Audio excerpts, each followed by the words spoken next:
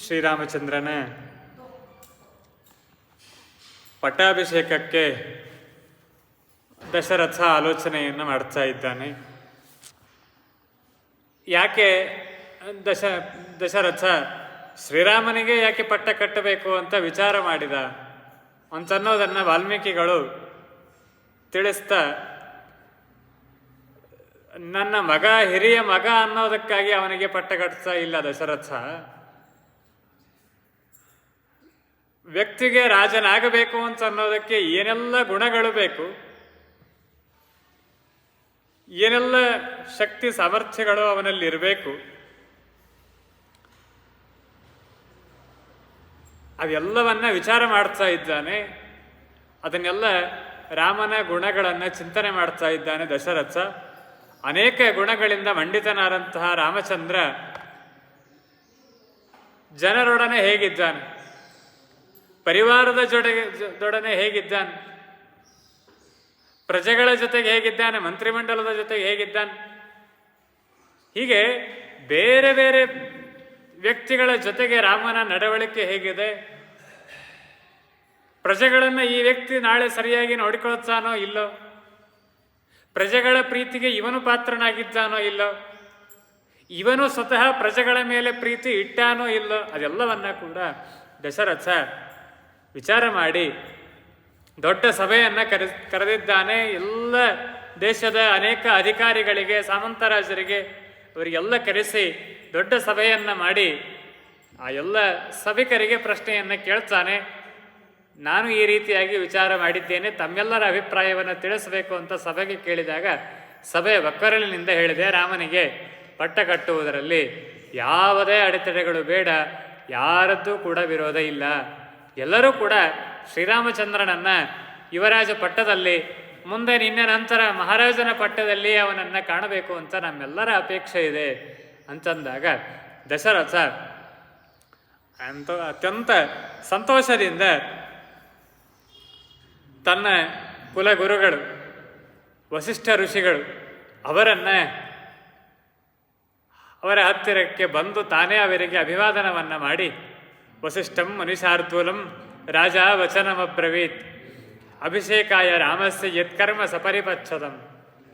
ಕುಲಪುರೋಹಿತರು ವಸಿಷ್ಠರು ಅವರ ನೇತೃತ್ವದಲ್ಲಿಯೇ ನಡೆಯಬೇಕಾದಂತಹ ಕಾರ್ಯಕ್ರಮ ಇದು ಅಂತ ಹೇಳಿ ವಸಿಷ್ಠರನ್ನ ಕರೆಸಿ ಅವರಿಗೆ ಯಥೋಚಿತವಾದಂತಹ ಸತ್ಕಾರವನ್ನು ಮಾಡಿ ಅವರಿಂದ ಆಜ್ಞಾಪನೆಯನ್ನು ಕೇಳ್ತಾ ಇದ್ದಾನೆ.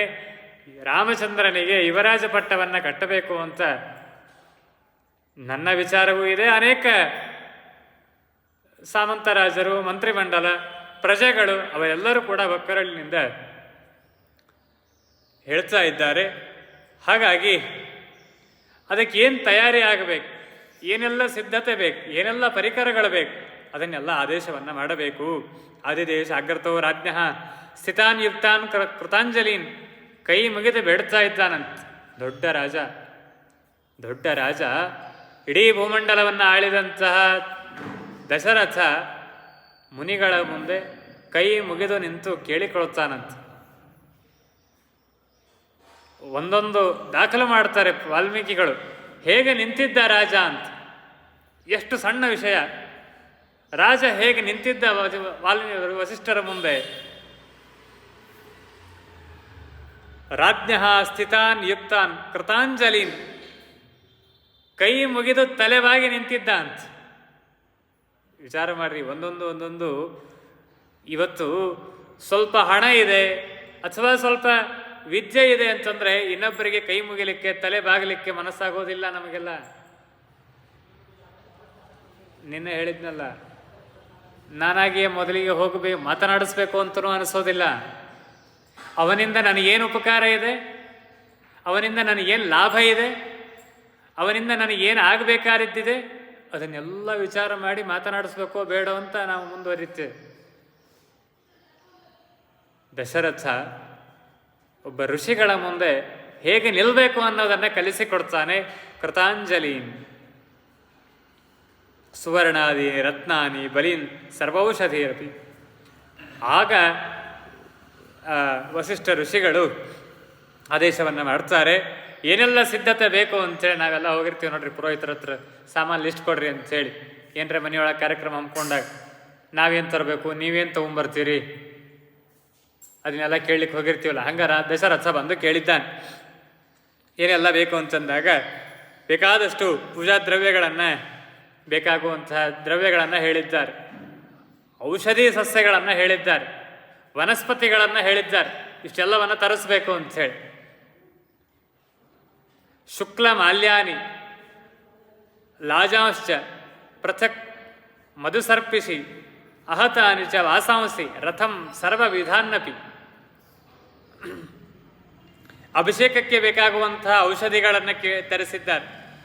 ಬಿಳಿಯಾದ ಹೂಮಾಲೆಗಳು, ಭತ್ತರಳು, ಜೇನುತುಪ್ಪ, ಹೊಸ ವಸ್ತ್ರಗಳು, ಅನೇಕ ಹೊಸದಾಗಿ ರಥಗಳನ್ನು ನಿರ್ಮಾಣ ಮಾಡಿಸಿದ್ದಾರೆ. ಎಷ್ಟೆಲ್ಲ ಸಿದ್ಧತೆಯನ್ನು ಮಾಡ್ತಾರೆ. ಅದಲ್ಲದೆ ಚತುರಂಗ ಸೇನೆಯನ್ನು ಸನ್ನದ್ಧವನ್ನಾಗಿ ಮಾಡಿದ್ದಾರೆ. ಯುದ್ಧಕ್ಕಾಗಿ ಮಾತ್ರ ಅಲ್ಲ. ಮೊನ್ನೆ ನಾವೆಲ್ಲ ಮೈಸೂರಿನ ದಸರಾ ಉತ್ಸವದಲ್ಲಿ ನೋಡ್ತೇವಲ್ಲ, ಅಥವಾ ನಮ್ಮ ಸ್ವಾತಂತ್ರ್ಯ ದಿನಾಚರಣೆಯೋ ಅಥವಾ ಗಣರಾಜ್ಯೋತ್ಸವ ದಿವಸ ನೋಡ್ತೀವಲ್ಲ, ಪರೇಡ್ನಲ್ಲಿ ನೋಡ್ತೀವಲ್ಲ, ಚತುರಂಗ ಸೇನೆ ಇರ್ತದೆ. ಭೂಸೇನೆ, ವಾಯುಸೇನೆ, ನೌಕಾಸೇನೆ, ಅದಲ್ಲದೆ ಅನೇಕ ಕುದುರೆಗಳು, ಒಂಟೆಗಳು, ಬೇಕಾದಷ್ಟು ಕಾಲಾಳುಗಳು, ಅವರೆಲ್ಲರೂ ಹೇಗೆ ಸನ್ನದ್ಧರಾಗಿರ್ತಾರೆ, ಹಾಗೆ ಈ ಉತ್ಸವಕ್ಕಾಗಿ ಆ ಇಡೀ ಚತುರಂಗ ಸೇನೆಯನ್ನು ಸಿದ್ಧವನ್ನಾಗಿ ಮಾಡಿದ್ದಾರೆ. ಉತ್ತಮವಾದಂತಹ ಲಕ್ಷಣವುಳ್ಳಂತಹ ಆನೆಯನ್ನು ತರಿಸಿದ್ದಾನಂತೆ ದಶರಥ ಯುವರಾಜ ಪಟ್ಟಕ್ಕೆ ಈ ಉತ್ಸವವನ್ನು ಆಚರಣೆ ಮಾಡಲಿಕ್ಕಾಗಿ. ಬಿಳಿಯಾದ ಚಾಮರಗಳು, ಶುದ್ಧವಾದ ಬೀಸಣಿಕೆಗಳು, ಎಷ್ಟು ಸೂಕ್ಷ್ಮವಾದ ಪದಾರ್ಥಗಳನ್ನು ವಾಲ್ಮೀಕಿ ರಾಮಾಯಣ ದಾಖಲು ಮಾಡಿ ಹೇಳ್ತದೆ. 100 ಚಿನ್ನದ ಕೊಡಗಳಂತ. ಹೇಳಿ ಕೇಳಿ ದೊಡ್ಡ ರಾಜ, ಬೇಕಾದಷ್ಟು ಸಂಪತ್ತಿತ್ತು. ಅಭಿಷೇಕಕ್ಕೆ 100 ಚಿನ್ನದ ಕೊಡಗಳಂತ. ಅದೇ ಶಬ್ದ ಇದೆ, ನಾನೇನು ಹೆಚ್ಚಿಂದ ಹೇಳ್ತಾ ಇಲ್ಲ. ಶತಂಚ ಶತಕುಂಭಾನಾಂ ಕುಂಭಾನಾಂ ಅಗ್ನಿವರ್ಚಸಾಂ. ಆ ಚಿನ್ನದ ಕೊಡಗಳು ಎಷ್ಟು ಪ್ರಜ್ವಲಿಸ್ತಾ ಇದ್ವು ಅಂತಂದ್ರೆ ಅಗ್ನಿಯಂತೆ ಹೊಳಿತಾ ಇದ್ವು ಅಂತ. ಒಂದು 100 ಸಂಖ್ಯಾಕವಾಗಿ. ಶತಂಚ ಶತಕುಂಭಾನಾಂ ಕುಂಭಾನಾಂ ಅಗ್ನಿವರ್ಚಸಾಂ. ಅಗ್ನಿಯಂತೆ ಹೊಳಿತಾ ಇರುವಂತಹ ಚಿನ್ನದ ಕೊಡಗಳನ್ನು ತರಿಸಿದ್ದಾನೆ. ಅವುಗಳಿಗೆಲ್ಲ ಬೇಕಾದಷ್ಟು ಅಲಂಕಾರವನ್ನು ಮಾಡಿಸಿದ್ದಾನೆ. ಹುಲಿಯ ಚರ್ಮವನ್ನು ತರಿಸಿದ್ದಾನೆ. ಹೇಗಿತ್ತು ಹುಲಿ ಚರ್ಮ ಅಂದರೆ ಉಗುರಿನಿಂದ ಸಹಿತವಾದಂತಹ ಚರ್ಮ ಅಂತ. ಉಗುರಿನಿಂದ ಸಹಿತವಾದ ಹುಲಿಯ ಚರ್ಮವನ್ನು ತರಿಸಿದ್ದಾನೆ. ಸಾಮಾನ್ಯವಾಗಿ ಗೃಹಸ್ಥರು ಜಪ ಅನುಷ್ಠಾನ ಇತ್ಯಾದಿಗಳಿಗೆ ಕೃಷ್ಣಾಜನವನ್ನು ಬಳಸುವಂತಹ ಪದ್ಧತಿ ಇದೆ. ರಾಜರಿಗೆ, ಸನ್ಯಾಸಿಗಳಿಗೆ ಹುಲಿ ಚರ್ಮವನ್ನು ಬಳಸುವಂತಹ ಪದ್ಧತಿ ಇದೆ. ಅದಕ್ಕಾಗಿಯೋ ಏನೋ ಹುಲಿ ಚರ್ಮವನ್ನು ತರಿಸಿದ್ದಾನಂತೆ. ಅಗದಿ ತಾಜಾರಿ ಉಗುರಿತ್ತಂತದಕ್ಕೆ ಅಷ್ಟು ಶುದ್ಧವಾದಂತಹ ಹುಲಿ ಚರ್ಮವನ್ನು ತರಿಸಿದ್ದಾನೆ. ಇನ್ನು ಅನೇಕ ಬೇಕಾಗುವಂತಹ ಅವಶ್ಯಕವಾದಂತಹ ಅನೇಕ ಪದಾರ್ಥಗಳನ್ನೆಲ್ಲ ತರಿಸಿದ್ದಾನೆ. ಅಂತಃಪುರದ ತನ್ನ ಅರಮನೆಯ ಎಲ್ಲ ದ್ವಾರಗಳಿಗೂ ತೋರಣಗಳನ್ನು, ಮಾಲೆಗಳನ್ನು ಕಟ್ಟಿಸಿದ್ದಾನೆ. ಗಂಧ ಮಾಲೆಗಳಿಂದ ಅಲಂಕರಿಸಿದ್ದಾನೆ ದಶರಥ ರಾಜ ತನ್ನ ಇಡೀ ಅರಮನೆಯನ್ನು. ಅಷ್ಟಲ್ಲದೆ ಇಡೀ ಅಯೋಧ್ಯೆಯನ್ನು ಸಿಂಗರಿಸುವಂತೆ ತನ್ನ ಅನೇಕ ಸೇವಕರಿಗೆ ಆದೇಶವನ್ನು ಮಾಡಿದ್ದಾನೆ. 1,00,000 ಜನ ಬ್ರಾಹ್ಮಣರಿಗೆ ಊಟಕ್ಕೆ ಆಗುವಷ್ಟು ದಿನಸಿ ಸಾಮಾನು ತರಿಸಿದ್ದಾನಂತೆ. ದ್ವಿಜಾನಾಂ 100,000 ಲೆಕ್ಕ ಸಹಿತ ಹೇಳ್ತದೆ. 100,000 100,000 ಎಷ್ಟಾಯ್ತು? 1,00,000. ಒಂದು 1,00,000 ಜನ ಬ್ರಾಹ್ಮಣರಿಗೆ ಭೋಜನಕ್ಕೆ ಆಗುವಷ್ಟು, ಅವರಿಗೆ ಉಪಚಾರಕ್ಕೆ ಆಗುವಷ್ಟು ವಸ್ತ್ರಗಳನ್ನು, ಗಂಧ ಅಲಂಕಾರಾದಿಗಳನ್ನು, ದಾನ ದಕ್ಷಿಣೆಗಳನ್ನು, ಭೋಜನಕ್ಕೆ ಬೇಕಾಗುವಂತಹ ಪದಾರ್ಥಗಳನ್ನೆಲ್ಲವನ್ನು ತರಿಸಿದ್ದಾನೆ. ಪ್ರಶಸ್ತಂ ಅನ್ನಂ ಗುಣವದ್ ಕ್ಷೀರ ಉಪಸೇಚನಂ. ಅವರಿಗೆಲ್ಲ ಏನೆಲ್ಲ ಅಡಿಗೆ ಆಗಬೇಕು ಅನ್ನೋದನ್ನು ಲಿಸ್ಟ್ ಕೊಟ್ಟಿದ್ದಾನೆ. 1,00,000 ಜನ ಬ್ರಾಹ್ಮಣರ ಭೋಜನ ಆಗಬೇಕು. ಮನೆಯೊಳಗೆ ಅವ್ವ ಅಪ್ಪನ ಶ್ರಾದ್ದದ ದಿವಸ ಮನ್ಯಾಗ ಬ್ರಾಹ್ಮಣ ಮುತ್ತೈದಿನ ಕರೆದು ಊಟಕ್ಕೆ ಹಾಕ್ಲಿಕ್ಕೆ ಹಿಂದೆ ಮುಂದೆ ನೋಡೋ ದಿವಸವರಿ ಇವತ್ತು. ಹೌದೋ ಇಲ್ಲ? ಅವ್ವ ಅಪ್ಪನ ಶ್ರಾದ್ದದ ದಿವಸ ಮಕ್ಕಳಿಗೆ ಪಟ್ಟ ಕಟ್ಟೋದಂತೂ ಇಲ್ಲೇ ಇಲ್ಲ. ಅವ್ವ ಅಪ್ಪನ ಶ್ರಾದ್ದದ ದಿವಸ ಮನೆಗೆ ಬ್ರಾಹ್ಮಣ ಮುತ್ತೈದೆನ ಕರೆದು ಊಟಕ್ಕೆ ಹಾಕ್ಲಿಕ್ಕೆ ಹಿಂದೆ ಮುಂದೆ ನೋಡೋ ಅಂತ ವಿಚಾರ ಮಾಡೋವಂಥ ಮಂದಿ ಇದ್ದೀವಿ ನಾವೆಲ್ಲ. ಒಬ್ಬರಿಗೆ ಮತ್ತೀವಿ, ಲಕ್ಷ ಜನಕ್ಕಲ್ಲ, ಒಬ್ಬರಿಗೆ. ಹಳೆ ಕಾಲಕ್ಕೆ ಹಬ್ಬ ಹುಣ್ಣಿಮೆ ಸಹಿತ ಮನೆಯೊಳಗೆ ಬ್ರಾಹ್ಮಣ ಮುತ್ತೈದೆನ ಕರೆದು ಊಟಕ್ಕೆ ಹಾಕ್ತಿದ್ದರ್ರಿ. ಈಗ ಅವ್ವ ಅಪ್ಪನ ಶ್ರಾದ್ದ ದಿವಸ ಹಾಕಿದ್ರೆ ರಗಡಾಗ್ಯದ. ಆ ಹಂತಕ್ಕೆ ಬಂದು ನಾವೇ ತಲುಪೇವಿ. ಇನ್ನು ನಮ್ಮ ಮುಂದಿನ ಭವಿಷ್ಯ ಹೆಂಗದನೋ ಗೊತ್ತಿಲ್ಲ. ಶ್ರಾದ್ದ ಮಾಡಿಸೋ ಆಚಾರ್ಯಗೆ ಆ ಶ್ರಾದ್ದ ಮಂತ್ರದೊಳಗೆ ಸ್ವಗ್ರಹೆ ಅಂತ ಹೇಳೋದು ಸಹಿತ ಮರ್ತು ಹೋಗ್ಯದ ಈಗ. ಯಾಕಂದ್ರೆ ಯಾರೂ ಮನೆಯೊಳಗೆ ಶ್ರಾದ್ದನೇ ಮಾಡೋದಿಲ್ಲ. ವರ್ತಮಾನೆ ಕೃಷ್ಣ ತುಂಗಯೋಹೋ ಮಧ್ಯೆ ಸ್ವಗ್ರಹೆ ಅಂತ ಅನ್ನೋ ಶಬ್ದನೇ ಮರ್ತು ಹೋಗ್ಬಿಟ್ಟದ್ರಿ. ಯಾಕಂದ್ರೆ ಯಾರೂ ಮನೆಯೊಳಗೆ ಶ್ರಾದ್ದ ಮಾಡೋದೇ ಇಲ್ಲ. ಆ ಶ್ರಾದ್ದ ಮಂತ್ರದೊಳಗೆ ಸ್ವಗ್ರಹೆ ಅಂತ ಅನ್ನೋ ಪ್ರಸಂಗನೇ ಬರುವಲ್ತು. ಯಾಕಂದ್ರೆ ಎಲ್ಲರೂ ಬಂದು ಮಠದಾಗೆ ಮಾಡೋರು. ಹೀಗಾಗಿ ಶ್ರೀವನ್ ಮಠ ಹತ್ರ ಅಲ್ಲಿಗೆ ಹತ್ತೀವಲ್ಲ, ನಾವೆಲ್ಲ ಶ್ರಾದ್ದ ಮಾಡಿಸೋ ಮಂದಿ. ಇಂತಹ ಪರಿಸ್ಥಿತಿಯೊಳಗೆ ನಾವೆಲ್ಲ ಇದ್ದೀವಿ. ದಶರಥ ಮನೆಯಲ್ಲಿಯೇ ಆ ಕಾರ್ಯಕ್ರಮವನ್ನು ಮಾಡಿದ್ದಾನಂತೆ. ಮನೆಯನ್ನೆಲ್ಲ ಅಲಂಕರಿಸಿದ್ದಾನೆ. ಲಕ್ಷ ಜನ ಬ್ರಾಹ್ಮಣರಿಗೆ ಭೋಜನಕ್ಕಾಗಿ ಆಹ್ವಾನವನ್ನು ನೀಡಿದ್ದಾನೆ. ಅವರೆಲ್ಲರಿಗೂ ನೂತನವಾದ ವಸ್ತ್ರಗಳನ್ನು, ಅವರಿಗೆ ಅಷ್ಟೆಲ್ಲ ಜನರಿಗೂ ಗಂಧ ಮಾಲ್ಯಾದಿಗಳನ್ನು ಸಮರ್ಪಣೆ ಮಾಡಲಿಕ್ಕಾಗಿ ಹೊಸದಾಗಿ ತರಿಸಿದ್ದಾನಂತೆ. ಮಠದಾಗ 100 ಜನ ಆದ್ರೆ ಅಂಗಾರಕ್ಷಂತಿ ಕೊಡ್ಲಿಕ್ಕೆ ಒದ್ದಾಡ್ತೀವ್ರಿ ನಾವು. ಲಕ್ಷ ಮಂದಿಗೆ ಹೆಂಗೆ ಕೊಟ್ಟಿದ್ನೋ, ಏನು ವ್ಯವಸ್ಥೆ ಮಾಡಿದ್ನೋ ದೇವರೇ ಬಲ್ಲ. ಸತ್ಕೃತ್ಯ ದ್ವಿಜಬುದ್ಖ್ಯಾನಾಂ ಸ್ವಪ್ರಭಾತೆ ಪ್ರತೀಯತಾಂ. ನಾಳೆ ಬೆಳಗ್ಗೆ ಇಷ್ಟೆಲ್ಲ ಆಗಬೇಕು ಅಂತ ವಸಿಷ್ಠರ ಆಜ್ಞೆ. ನಾಳೆ ಬೆಳಗ್ಗೆ ಇಷ್ಟೆಲ್ಲ ಆಗಬೇಕು ಅಂತ ಹೇಳಿ ಏನೋ ತಿಂಗಳಾನುಗಟ್ಲೆ ವ್ಯವಸ್ಥೆ ಮಾಡಿಕೊಂಡ, ತಯಾರಿ ಮಾಡಿಕೊಂಡ, ಬೇಕಾದಷ್ಟು ಪ್ಲ್ಯಾನ್ ಮಾಡಿದ, ಕುಳಿತು ಏನಿಲ್ಲ, ನಾಳೆ ಬೆಳಗ್ಗೆ ಆಗಬೇಕು ಅಂತಾರೆ ವಸಿಷ್ಠರು. ಎಲ್ಲವೂ ಸಿದ್ಧ ಅಂತಾನೆ ದಶರಥ. ಎಷ್ಟವನ ಕಾರ್ಯಭಾರ, ಹೇಗೆ ಅದನ್ನೆಲ್ಲ ಹೊಂದಿಸಿದ. ಮನೆಯೊಳಗೆ ಬೀಗರು ಸ್ವಲ್ಪ ಅರ್ಜೆಂಟ್ ಮಾಡಿದರೆ ಮದುವೆಗೆ, ಬ್ಯಾಡ್ರಿ ಸ್ವಲ್ಪ ಮುಂದೆ ಹಾಕ್ರಿ, ತಯಾರಿ ಮಾಡ್ಕೊಳಕ್ಕಾಗೋದಿಲ್ಲ 15 ದಿನದಾಗ, ತಿಂಗಳದೊಳಗೆ ಅಂತೀವಿ ನಾವೆಲ್ಲ. ನಾಳೆ ಬೆಳಗ್ಗೆಗೆ ಇಷ್ಟೆಲ್ಲ ಆಗಬೇಕು ಅಂತ ಹೇಳಿ ಸಿದ್ಧತೆಯನ್ನು ಮಾಡಿದ್ದಾನೆ. ಸೂರ್ಯೇ ಅಭ್ಯುದಿತೆ ಮಾತ್ರ, ಸೂರ್ಯೋದಯ ಆಗಲಿಕ್ಕಾಗಿ ಇಷ್ಟೆಲ್ಲ ಕಾರ್ಯಕ್ರಮ ಸಿದ್ಧ ಆಗಬೇಕು. ಶೋಭವಿತ ಸ್ವಸ್ತಿ ವಾಚನಂ, ಆರಂಭದಲ್ಲಿ ಪುಣ್ಯಾಹ ವಾಚನ ಆಗಬೇಕು. ಬ್ರಾಹ್ಮಣಶ್ಚ ನಿಮಂತ್ರಾಂತಾಂ, ಆ ಎಲ್ಲ ಬ್ರಾಹ್ಮಣರನ್ನು ಮೊದಲಿಗೆ ಆಹ್ವಾನ ಮಾಡಲು ಕರಿಬೇಕು, ಅವರಿಗೆಲ್ಲ ಆಮಂತ್ರಣವನ್ನು ನೀಡಬೇಕು. ಆ ಎಲ್ಲ ವ್ಯವಸ್ಥೆಯನ್ನು ಮಾಡಿದ್ದಾನೆ. ಅಲ್ಲಲ್ಲಿ ಧ್ವಜಗಳನ್ನು, ಪತಾಕೆಗಳನ್ನು ಅಯೋಧ್ಯೆಯ ತುಂಬೆಲ್ಲ ದಶರಥ ಅದರ ವ್ಯವಸ್ಥೆಯನ್ನು ಮಾಡಿಸಿದ್ದಾನೆ. ಹೀಗೆ ಅದ್ಭುತವಾದ ವ್ಯವಸ್ಥೆ ಇಲ್ಲಿ ತಯಾರಾಗ್ತಾ ಇದೆ. ಸುಮಂತ ಅವನ ಮಂತ್ರಿ, ದಶರಥನ ಮಂತ್ರಿ, ಅವನನ್ನು ಕರೆದು ರಾಮನಿಗೆ ವಿಷಯವನ್ನು ತಿಳಿಸಿ, ರಾಮನನ್ನು ಮೊದಲಿಗೆ ನನ್ನ ಭೇಟಿಗೆ ಇಲ್ಲಿ ಕರೆದುಕೊಂಡು ಬಾ ಅಂತ ಹೇಳಿ ಅವನನ್ನು ಕಳಿಸಿದ್ದಾನೆ. ಸುಮಂತ ಹೋಗಿ ರಾಮಚಂದ್ರನನ್ನು ಕರೆದುಕೊಂಡು ಬರ್ತಾನಂತೆ. ದಶರಥ ನಿಮ್ಮಪ್ಪ ಕರೀತಿದ್ದಾನೆ ಬರಬೇಕು ಅಂತ ಹೇಳಲಿಕ್ಕೆ ಹೋದವ ಸುಮಂತ. ಯಾವಾಗ ನಿಮ್ಮಪ್ಪ ಕರೀತಿದ್ದಾನೆ ಅಂತನ್ನುವ ಶಬ್ದ ಸುಮಂತುವಿನಿಂದ ರಾಮನಿಗೆ ಕೇಳಿಸ್ತು, ಅಲ್ಲಿಯೇ ಕೈ ಮುಗಿದು ನಮಸ್ಕಾರ ಮಾಡಿದ್ನಂತೆ.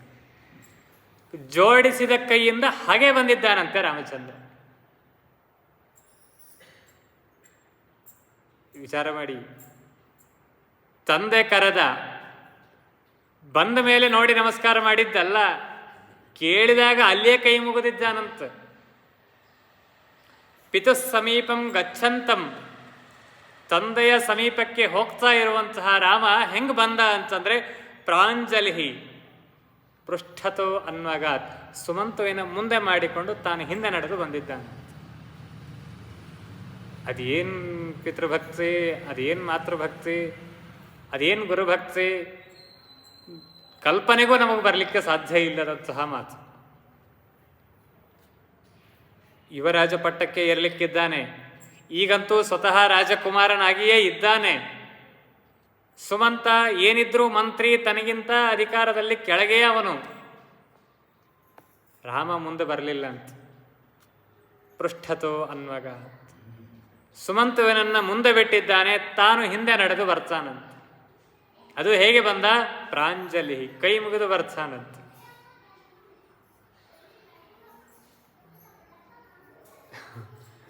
ರಾಮಾಯಣ ವರ್ಣನೆ ಮಾಡ್ತದೆ. ಮೇಲಿನಿಂದ ಇಳಿದ ಅಂತ ರಾಮಚಂದ್ರ, ಮಹಡಿಯ ಮೇಲಿಂದ ಕೆಳಗೆ ಇಳಿದ ಅಂತ. ಹೆಂಗೆ ಇಳಿದ ಅಂತಂದರೆ ಕೈಲಾಸ ಪರ್ವತದಿಂದ ಇಳಿದು ಬಂದಂತೆ. ಸತಂ ಕೈಲಾಸ ಶೃಂಗಾಭಂ ಪ್ರಾಸಾದಂ ನರಪುಂಗವ ಆರುರೋಹ ನೃಪಂ ದ್ರಷ್ಟುಂ ಸಹ ಸೂತೇನ ರಾಘವ. ಕೈಲಾಸ ಪರ್ವತವನ್ನು ಹತ್ತಿ ಹೋದಂತೆ, ಮೇಲೆ ಹತ್ತಿ ಹೋದ ಅಂತ ದಶರಥ ಇದ್ದಲ್ಲಿ. ಯಾವಾಗ ದಶರಥ ಕಣ್ಣಿಗೆ ಕಂಡ ಅಲ್ಲಿ ಸಾಷ್ಟಾಂಗ ನಮಸ್ಕಾರವನ್ನು ಮಾಡಿದ್ದಾನೆ. ಸಪ್ರಾಂಜಲಿ ಅಭಿಪ್ರೇತ್ಯ ಪ್ರಣತಃ ಪಿತುರಂತಿಕೆ ನಾಮಸ್ವಂ ಶ್ರಾವಯನ್ ರಾಮ ವವಂದೇ ಚರಣವು ಪಿತುಹು. ನೋಡಿದ್ದಷ್ಟೇ, ಇನ್ನೂ ದಶರಥ ಎದಕ್ಕಾಗಿ ಕರೆಸಿದ್ದೇನೆ ಅಂತ ಹೇಳಿಲ್ಲ. ಹೇಳಿದ ಮೇಲೆ ಕೆಲವರು ನಮಸ್ಕಾರ ಮಾಡ್ತಾರೆ ಪಾಪ, ಹೇಳಿದ್ದೂ ಇಲ್ಲ.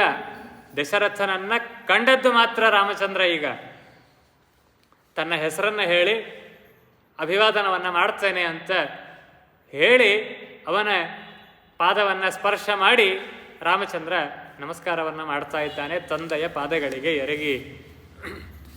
ಇಲ್ಲಿ ಅನೇಕ ವಿಚಾರಗಳನ್ನು ವ್ಯಾಖ್ಯಾನಕಾರರು ತಿಳಿಸ್ತಾರೆ. ತಂದೆ ತಾಯಿಗಳಿಗೆ, ಗುರುಗಳಿಗೆ, ಸ್ತ್ರೀಯಾಗಿದ್ದರೆ ಪತಿಗೆ ಮಾತ್ರ ಕಾಲು ಮುಟ್ಟಿ ನಮಸ್ಕಾರ ಮಾಡಬೇಕಂತ. ಇನ್ನು ಯಾರ್ಯಾರಿಗೋ ಉಳಿದವರಿಗೆಲ್ಲ ನಾವು ಕಾಲು ಮುಟ್ಟಿ ನಮಸ್ಕಾರ ಮಾಡೋದಿಲ್ಲ. ಕಾಲಿಟ್ಟ ಭೂಮಿಯನ್ನು ಮುಟ್ಟಿ ನಮಸ್ಕಾರ ಮಾಡಬೇಕಂತ. ತಂದೆ ತಾಯಿಗೆ ಹಾಗೂ ಗುರುಗಳಿಗೆ ಪುರುಷನಾಗಿದ್ದರೆ, ಸ್ತ್ರೀಯಾಗಿದ್ದರೆ ಕೇವಲ ಪತಿಗೆ ಮಾತ್ರ ಕಾಲು ಮುಟ್ಟಿ ನಮಸ್ಕಾರ ಮಾಡಬೇಕಂತ. ಅದು ಹೇಗೆ? ತನ್ನ ಬಲಗೈ ತಂದೆಗೆ ನಮಸ್ಕಾರ ಮಾಡ್ತಾ ಇದ್ದ ಅಂತಂದರೆ ತಂದೆಯ ಬಲಗಾಲನ್ನೇ ಮುಟ್ಟಬೇಕು, ತನ್ನ ಎಡಗೈ ತಂದೆಯ ಎಡಗಾಲನ್ನೇ ಮುಟ್ಟಬೇಕು. ಸಾಮಾನ್ಯವಾಗಿ ಹೀಗೆ ಬಗ್ಗಿದಾಗ ಅವರು ಎದುರು ಮುಖವಾಗಿ ನಿಂತಾಗ ಉಲ್ಟಾ ಆಗತ್ತೆ. ನಮ್ಮ ಬಲಗೈ ಇದ್ದಲ್ಲಿ ಅವರ ಎಡಪಾದ ಇರ್ತದೆ. ನಮ್ಮ ಕೈಯನ್ನೇ ಕ್ರಾಸ್ ಮಾಡಿ ನಮಸ್ಕಾರ ಮಾಡಬೇಕು ಹೊರತಾಗಿ ನಾನು ನಮಸ್ಕಾರ ಮಾಡ್ತೀನಿ ಕಾಲು ಕ್ರಾಸ್ ಇಟ್ಕೊಂತ ಅವ್ರಿಗೆ ಹೇಳಬಾರ್ದ್ರಿ. ನಾ ಮಾಡೋದೇ ದೊಡ್ಡದು ನಿಮಗೆ, ಅವಾಗೊಮ್ಮೆ ಅಮಾಸೆಗೊಮ್ಮೆ ಹುಣ್ಣಿಗೊಮ್ಮೆ ಅಲ್ಲ ದೀಪಾವಳಿಗೊಮ್ಮೆ ಯುಗಾದಿಗೊಮ್ಮೆ ಮಾಡ್ತೀನಿ, ನನ್ನ ಸಲುವಾಗಿ ಕಾಲು ಕ್ರಾಸ್ ಇಟ್ಕೊಂಡು ಕೂಡ್ರಿ ಅಂತ ಅವ್ರಿಗೆ ಹೇಳೋದಲ್ಲ.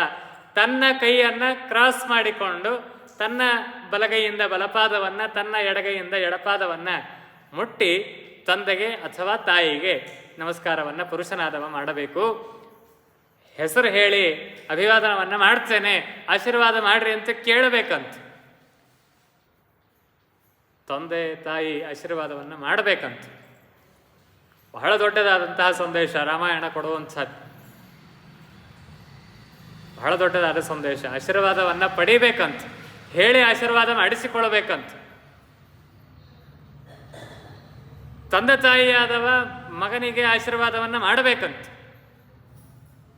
ಎಷ್ಟೋ ಜನ ನೋಡಿದ್ರು ನೋಡ್ಲಾರ್ದಂಗೆ ಹೋಗಿಬಿಡ್ತಾರೆ ರೀ ಕೆಲವರು, ಅಥವಾ ನೋಡಿದ್ರು ಸುಮ್ಮನಾಗಿ ಹೋಗಿಬಿಡ್ತಾರೆ, ಆಶೀರ್ವಾದ ಮಾಡೋದಿಲ್ಲ ಎಷ್ಟೋ ಜನ. ಹಾಗಿಲ್ಲ ಅಂತ. ಮಗಳು ಬಂದು ನಮಸ್ಕಾರ ಮಾಡುವಾಗ ಆಶೀರ್ವಾದವನ್ನು ಮಾಡಬೇಕಂತ. ಶಿಷ್ಯ ನಮಸ್ಕಾರ ಮಾಡುವಾಗ ಗುರುವಾದವ ಆಶೀರ್ವಾದವನ್ನು ಮಾಡಬೇಕಂತ. ಇಲ್ಲಾದರೂ ದೇವರ ಸ್ಮರಣೆಯನ್ನಾದರೂ ಮಾಡಬೇಕಂತ ನಮಸ್ಕಾರ ಮಾಡಿಸಿಕೊಂಡವ. ಇಲ್ಲದಿದ್ದರೆ ನಮಸ್ಕಾರ ಮಾಡಿದವನ ಎಲ್ಲ ಪಾಪಗಳು ಇವನಿಗೆ ಟ್ರಾನ್ಸ್ಫರ್ ಆಗತ್ತೆ ಅಂತ. ಏನೆಲ್ಲ ಪಾಪಗಳನ್ನು ನಮಸ್ಕಾರ ಮಾಡಿದವ ತುಂಬಿಕೊಂಡಿದ್ದಾನೆ ಆ ಎಲ್ಲ ಪಾಪಗಳು ಇವನಿಗೆ ಟ್ರಾನ್ಸ್ಫರ್ ಆಗ್ತದೆ ಯಾವಾಗ ಆಶೀರ್ವಾದವನ್ನು ಮಾಡದೇ ಇದ್ರೆ, ಅಥವಾ ದೇವರ ಸ್ಮರಣೆಯನ್ನು ಮಾಡದೇ ಇದ್ರೆ. ಹೀಗಾಗಿ ಆಶೀರ್ವಾದವನ್ನು ಮಾಡಬೇಕು. ತಂದೆ ತಾಯಿಗಳು ಮಕ್ಕಳಿಗೆ ಶ್ರೀಮದಾಚಾರ್ಯರು ಅನುವ್ಯಾಖ್ಯಾನದಲ್ಲಿ ಉದಾಹರಣೆ ಮಾಡ್ತಾರೆ. ಹೇಳಿ ನಮಸ್ಕಾರ ಮಾಡಿಸಿಕೊಳ್ಬೇಕಂತ, ಮಾಡು ಅಂತ ಹೇಳಿ ಮಕ್ಕಳಿಂದ ನಮಸ್ಕಾರ ಮಾಡಿಸಿಕೊಳ್ಬೇಕಂತ ತಂದೆ.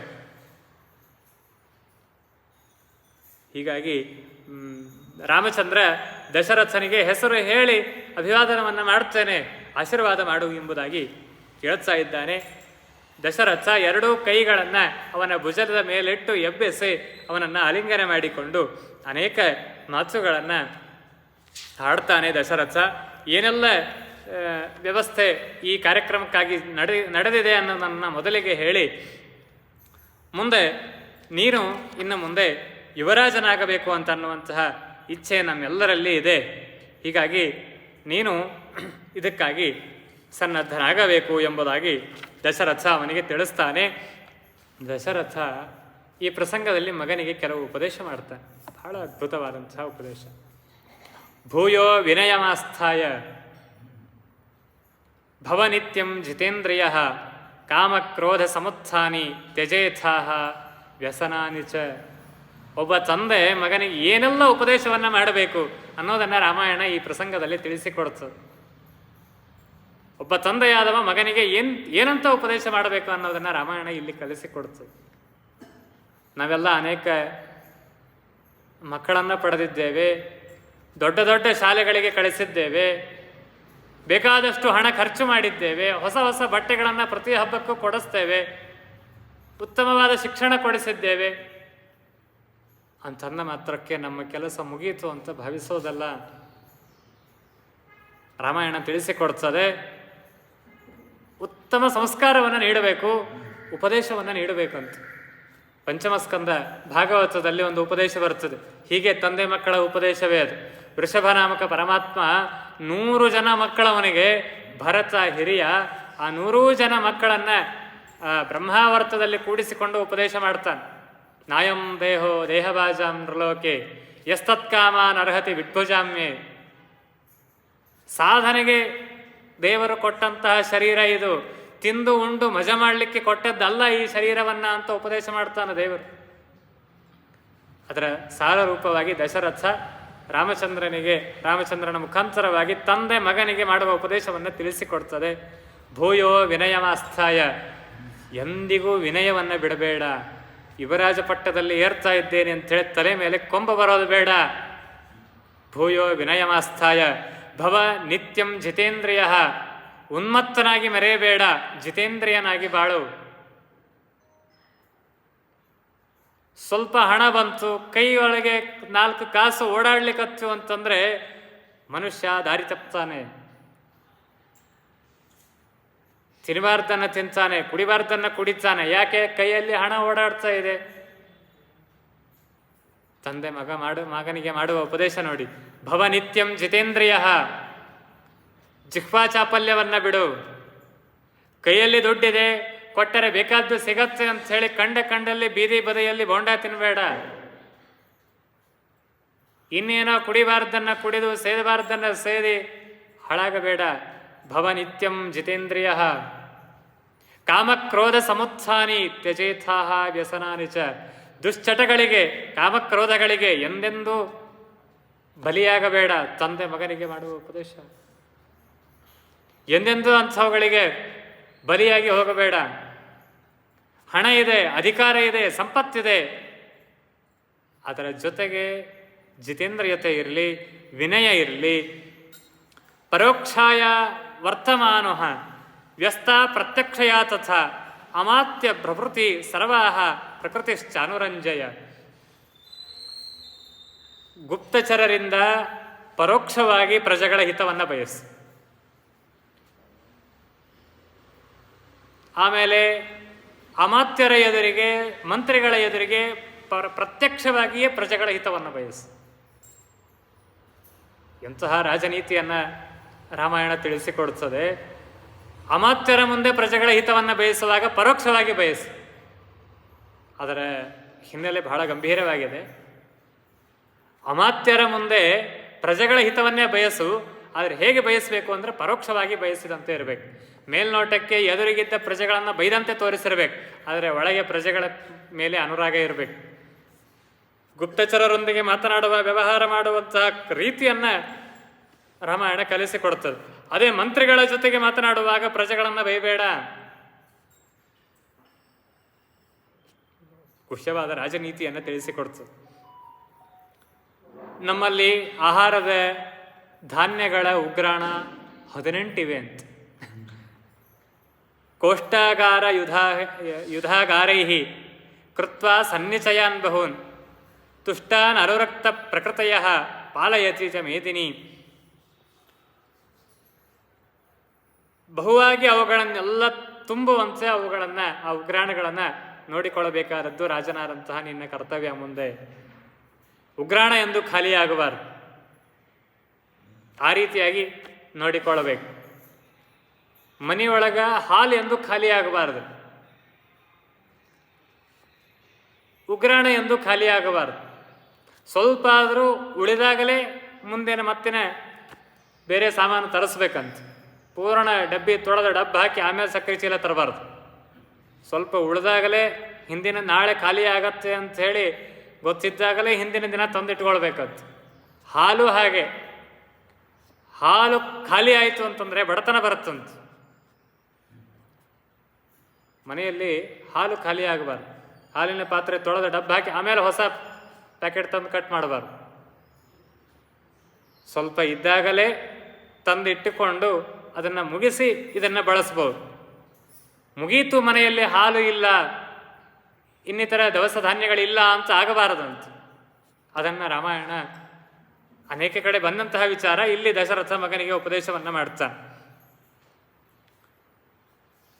ಮುಖ್ಯವಾಗಿ ಮನಸ್ಸನ್ನು ನಿಗ್ರಹ ಮಾಡಿಕೊಳ್ಳು, ತಾಯಿಗೆ ಪ್ರಿಯಕರನಾಗಿ ಬಾಳು, ಹೆಂಡತಿಗೆ ಪ್ರಿಯಕರನಾಗಿ ಬಾಳು, ಅಣ್ಣ ತಮ್ಮಂದಿರ ಜೊತೆಗೆ ಸೌಖ್ಯದಿಂದ ವರ್ತನೆಯನ್ನು ಮಾಡು, ಪ್ರಜೆಗಳ ಜೊತೆಗೆ ಗಂಭೀರವಾಗಿ ವರ್ತನೆ ಮಾಡು. ಹೀಗೆ ಮಂತ್ರಿಗಳ ಜೊತೆಗೆ ಹೇಗೆ ವ್ಯವಹಾರ ಮಾಡಬೇಕು, ಸೈನಿಕರ ಜೊತೆಗೆ ಹೇಗೆ ವ್ಯವಹಾರ ಮಾಡಬೇಕು, ಅದನ್ನೆಲ್ಲವನ್ನ ದಶರಥ ಮಗನಿಗೆ ಉಪದೇಶವನ್ನು ಮಾಡ್ತಾ ಇದ್ದಾನೆ. ನಾವೆಲ್ಲ ಹೇಗೆ ನಮ್ಮ ತಂದೆ ತಾಯಿಗಳಿಂದ ಉಪದೇಶವನ್ನು ಪಡೆಯಬೇಕು ಅಥವಾ ನಮ್ಮ ಮಕ್ಕಳಿಗೆ ನಾವೆಲ್ಲ ಹೇಗೆ ಉಪದೇಶ ಕೊಡಬೇಕು ಅನ್ನೋದನ್ನೆಲ್ಲ ಈ ಮೂಲಕವಾಗಿ ರಾಮಾಯಣ ನಮಗೆಲ್ಲ ತಿಳಿಸಿಕೊಡ್ತದೆ. ಅಷ್ಟೆಲ್ಲ ಆದ ಮೇಲೆ ರಾಮಚಂದ್ರ ಮತ್ತೊಮ್ಮೆ ದಶರಥನಿಗೆ ಅಭಿವಾದನವನ್ನು ಮಾಡಿ ತಾಯಿಗೆ ಈ ವಿಷಯವನ್ನು ತಿಳಿಸ್ತೇನೆ ಅಂತ ಹೋಗಿ ಕೌಸಲ್ಯೆಯ ಹತ್ತಿರ ಬಂದು ಅವಳಿಗೂ ಸಾಷ್ಟಾಂಗ ಪ್ರಣಾಮವನ್ನು ಮಾಡಿ ಈ ಎಲ್ಲ ವಿಷಯವನ್ನು ಇಷ್ಟೆಲ್ಲ ನಡೆದಿದೆ, ಇದಕ್ಕಾಗಿ ಸಿದ್ಧಳಾಗಬೇಕು ಅಂತ ಹೇಳಿ ಅವಳಿಗೂ ಕೂಡ ವಿಷಯವನ್ನು ತಿಳಿಸಿದ್ದಾನೆ. ಅವಳು ಕೂಡ ಮಗನಿಗೆ ಅನೇಕ ವಿಧವಾದಂತಹ ಆಶೀರ್ವಾದವನ್ನು ಮಾಡಿ ಹರ್ಷ ಭಾಷ್ಪಾಕುಲಂ ವಾಕ್ಯಂ ಇದಂ ರಾಮಂ ಅಭಾಷತ, ಕಣ್ಣಲ್ಲಿ ನೀರು ತಂದಿದ್ದಾಳಂತೆ ಕೌಸಲ್ಯ.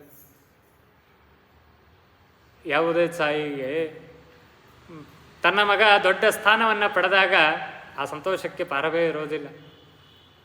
ವತ್ಸರಾಮ ಚಿರಂಜೀವ, ವತ್ಸರಾಮ ಚಿರಂಜೀವ, ತಾಯಿ ಮಗನಿಗೆ ಮಾಡುವ ಆಶೀರ್ವಾದ ನೋಡಿ. ವತ್ಸರಾಮ ಚಿರಂಜೀವ ಹತಾಸ್ತೆ ಪರಿಪಂಥಿನಃ ಜ್ಞಾತೀನ್ಮೇ ತ್ವಂ ಶ್ರೇಯಾಯುಕ್ತ ಸುಮಿತ್ರಾಯಾಶ್ಚ ನಂದಯ. ನೋಡು, ಚಿರಕಾಲ ಬಾಳುವಂಥವನಾಗು, ನಿನ್ನ ಶತ್ರುಗಳೆಲ್ಲ ನಾಶ ಹೊಂದುವಂಥವರಾಗಲಿ, ರಾಜ್ಯದ ಲಕ್ಷ್ಮಿ ನಿನ್ನ ಕೈ ಹಿಡಿಯುವಂಥವಳಾಗಲಿ, ಸುಮಿತ್ರೆಗೆ ಕೈಕೇಯಿಗೂ ಸಂತೋಷಪಡಿಸುವಂಥವನಾಗು. ಬಹಳ ಅದ್ಭುತವಾದಂತಹ ಮಾರ್ಮಿಕವಾದಂತಹ ಮಾತು. ಕಲ್ಯಾಣೇ ತವ ನಕ್ಷತ್ರೇ ಮಯಿ ಜಾತೋಸಿ ಪುತ್ರಕ ಏನ ತ್ವಯ ದಶರಥಃ ಗುಣೈಹಿ ಆರಾಧಿತ ಪಿತ. ಒಳ್ಳೆಯ ನಕ್ಷತ್ರದಲ್ಲಿ ಹುಟ್ಟಿದ್ದೆ ನೀನು, ಯೋಗ್ಯವಾದ ಮುಹೂರ್ತದಲ್ಲಿ. ಶ್ರೀರಾಮಚಂದ್ರ ಸರ್ವೋತ್ತಮ, ಅವನಿಗೆ ಯಾವ ಈ ನಕ್ಷತ್ರ ತಿಥಿ ವಾರಗಳ ಕಾಲದ ಸಂಪರ್ಕವೇ ಅವನಿಗಿಲ್ಲ. ಚಿರಕಾಲ ಬಾಳು ಅಂತಂದರೆ ಅನಾದಿ ನಿತ್ಯನಾದಂತಹ ವ್ಯಕ್ತಿ. ಅದೆಲ್ಲ ಒಂದು ಪಕ್ಕದಲ್ಲಿರಲಿ, ಅದರ ತಾಯಿ ಮಗನಿಗೆ ಮಾಡಬೇಕಾದಂತಹ ಆಶೀರ್ವಾದವನ್ನು ನೋಡಿ ಲೌಕಿಕ ರೀತಿಯಲ್ಲಿ ನೋಡಿದಾಗ ಅಮೋಘಂ ಭತಮೇ ಕ್ಷಾಂತಂ.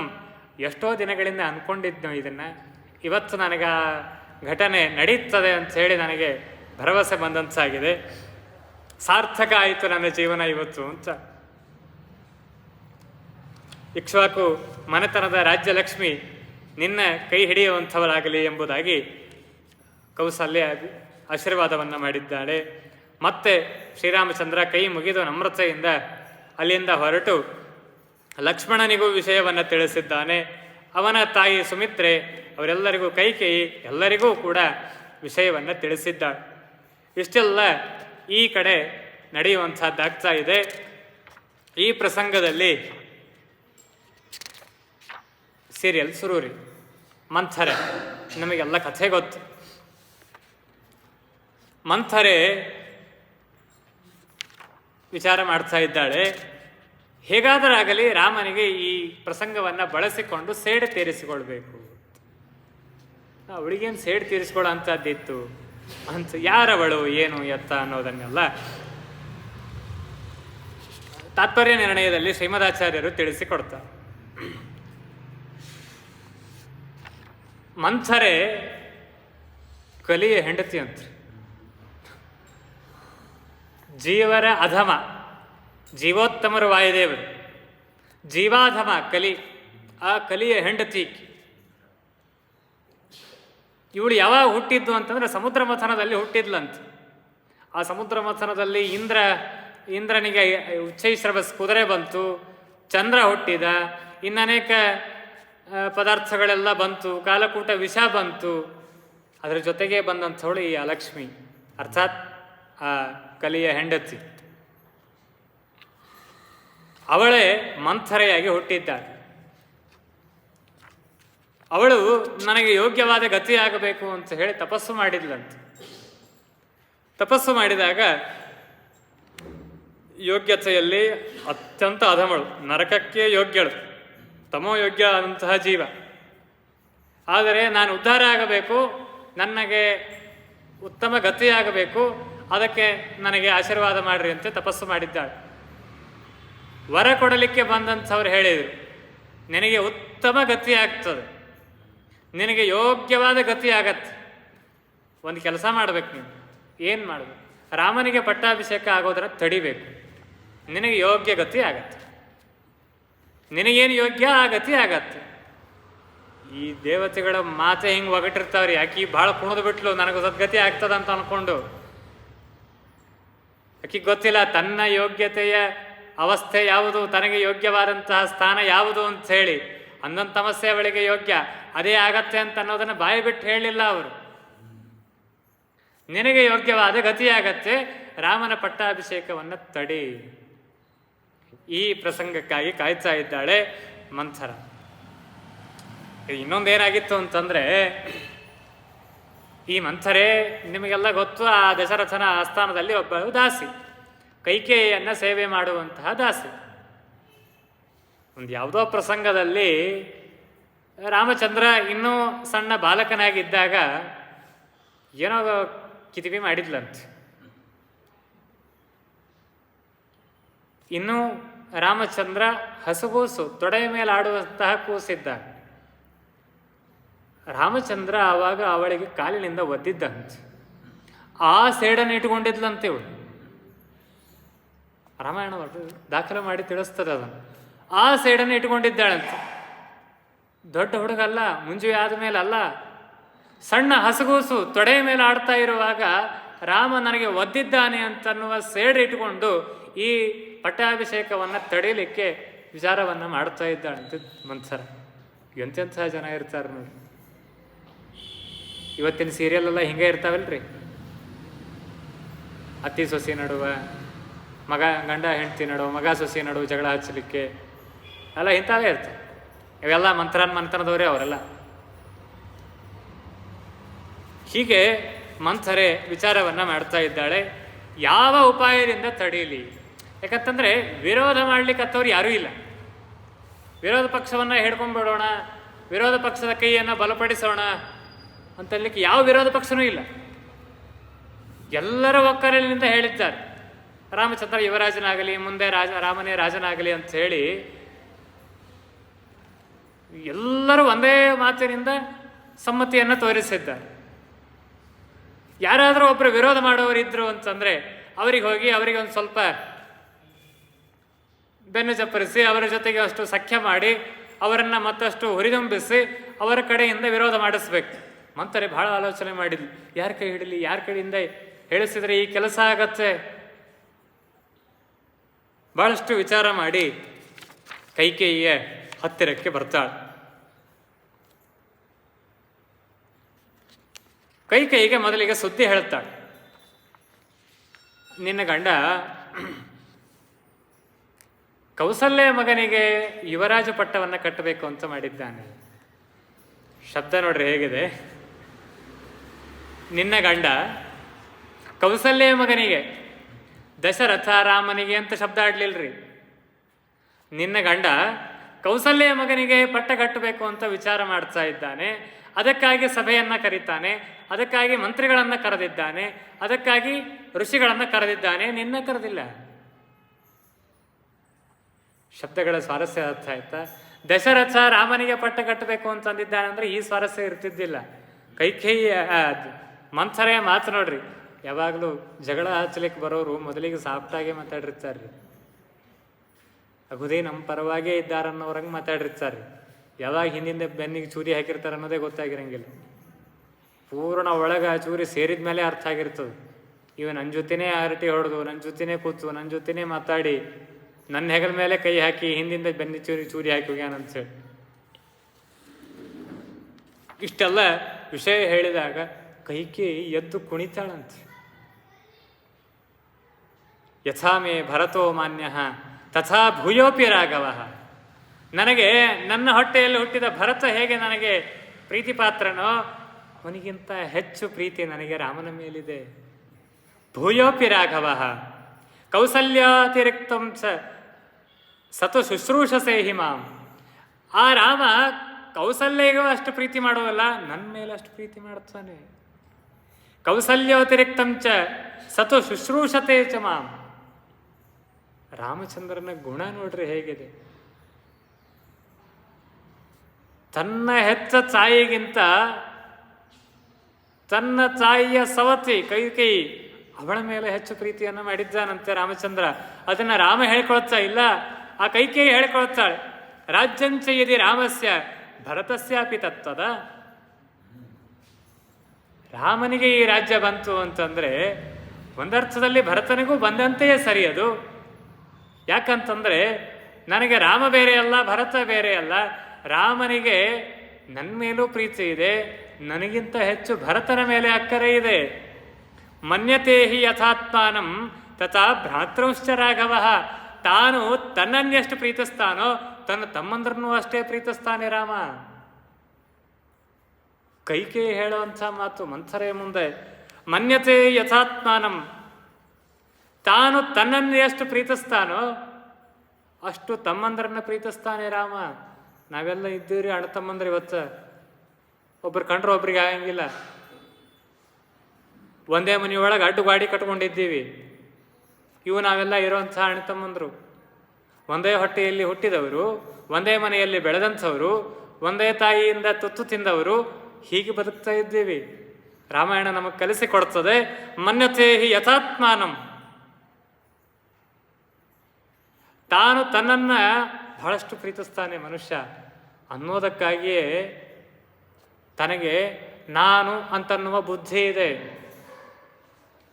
ಪ್ರತಿಯೊಬ್ಬ ವ್ಯಕ್ತಿ ತನ್ನನ್ನು ತಾನು ಎಷ್ಟು ಪ್ರೀತಿಸಿಕೊಳ್ತಾನೆ ಅಷ್ಟು ಇನ್ಯಾರನ್ನೂ, ಹೆಂಡತಿಯನ್ನು ಪ್ರೀತಿಸೋದಿಲ್ಲ, ಮಕ್ಕಳನ್ನು ಪ್ರೀತಿಸೋದಿಲ್ಲ.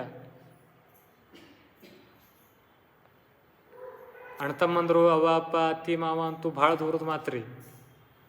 ತನಗೆ ತನ್ನ ಮೇಲೆ ಬಹಳಷ್ಟು ಪ್ರೀತಿ ಇದೆ ಅನ್ನೋದಕ್ಕಾಗಿ ದಿವಸ ಹೇರ್ ಡ್ರೈ ಮಾಡ್ಕೋತಾನೆ, ಹಲ್ಲು ಸೆಟ್ ಹಾಕ್ಕೋತಾನೆ, ಕಿವಿ ಕೇಳದಿದ್ರೆ ಮಷಿನ್ ಹಾಕ್ಕೋತಾನೆ, ಒಳ್ಳೆ ಟ್ರಿಮ್ ಆಗಿರಬೇಕು ಅಂತೇಳಿ ಶೇವಿಂಗ್ ಮಾಡ್ಕೋತಾನೆ. ಯಾಕೆ? ತನ್ನಗೆ ತನ್ನ ಮೇಲೆ ಪ್ರೀತಿ ಇದೆ ಅನ್ನೋದಕ್ಕಾಗಿ ಇದೆಲ್ಲ.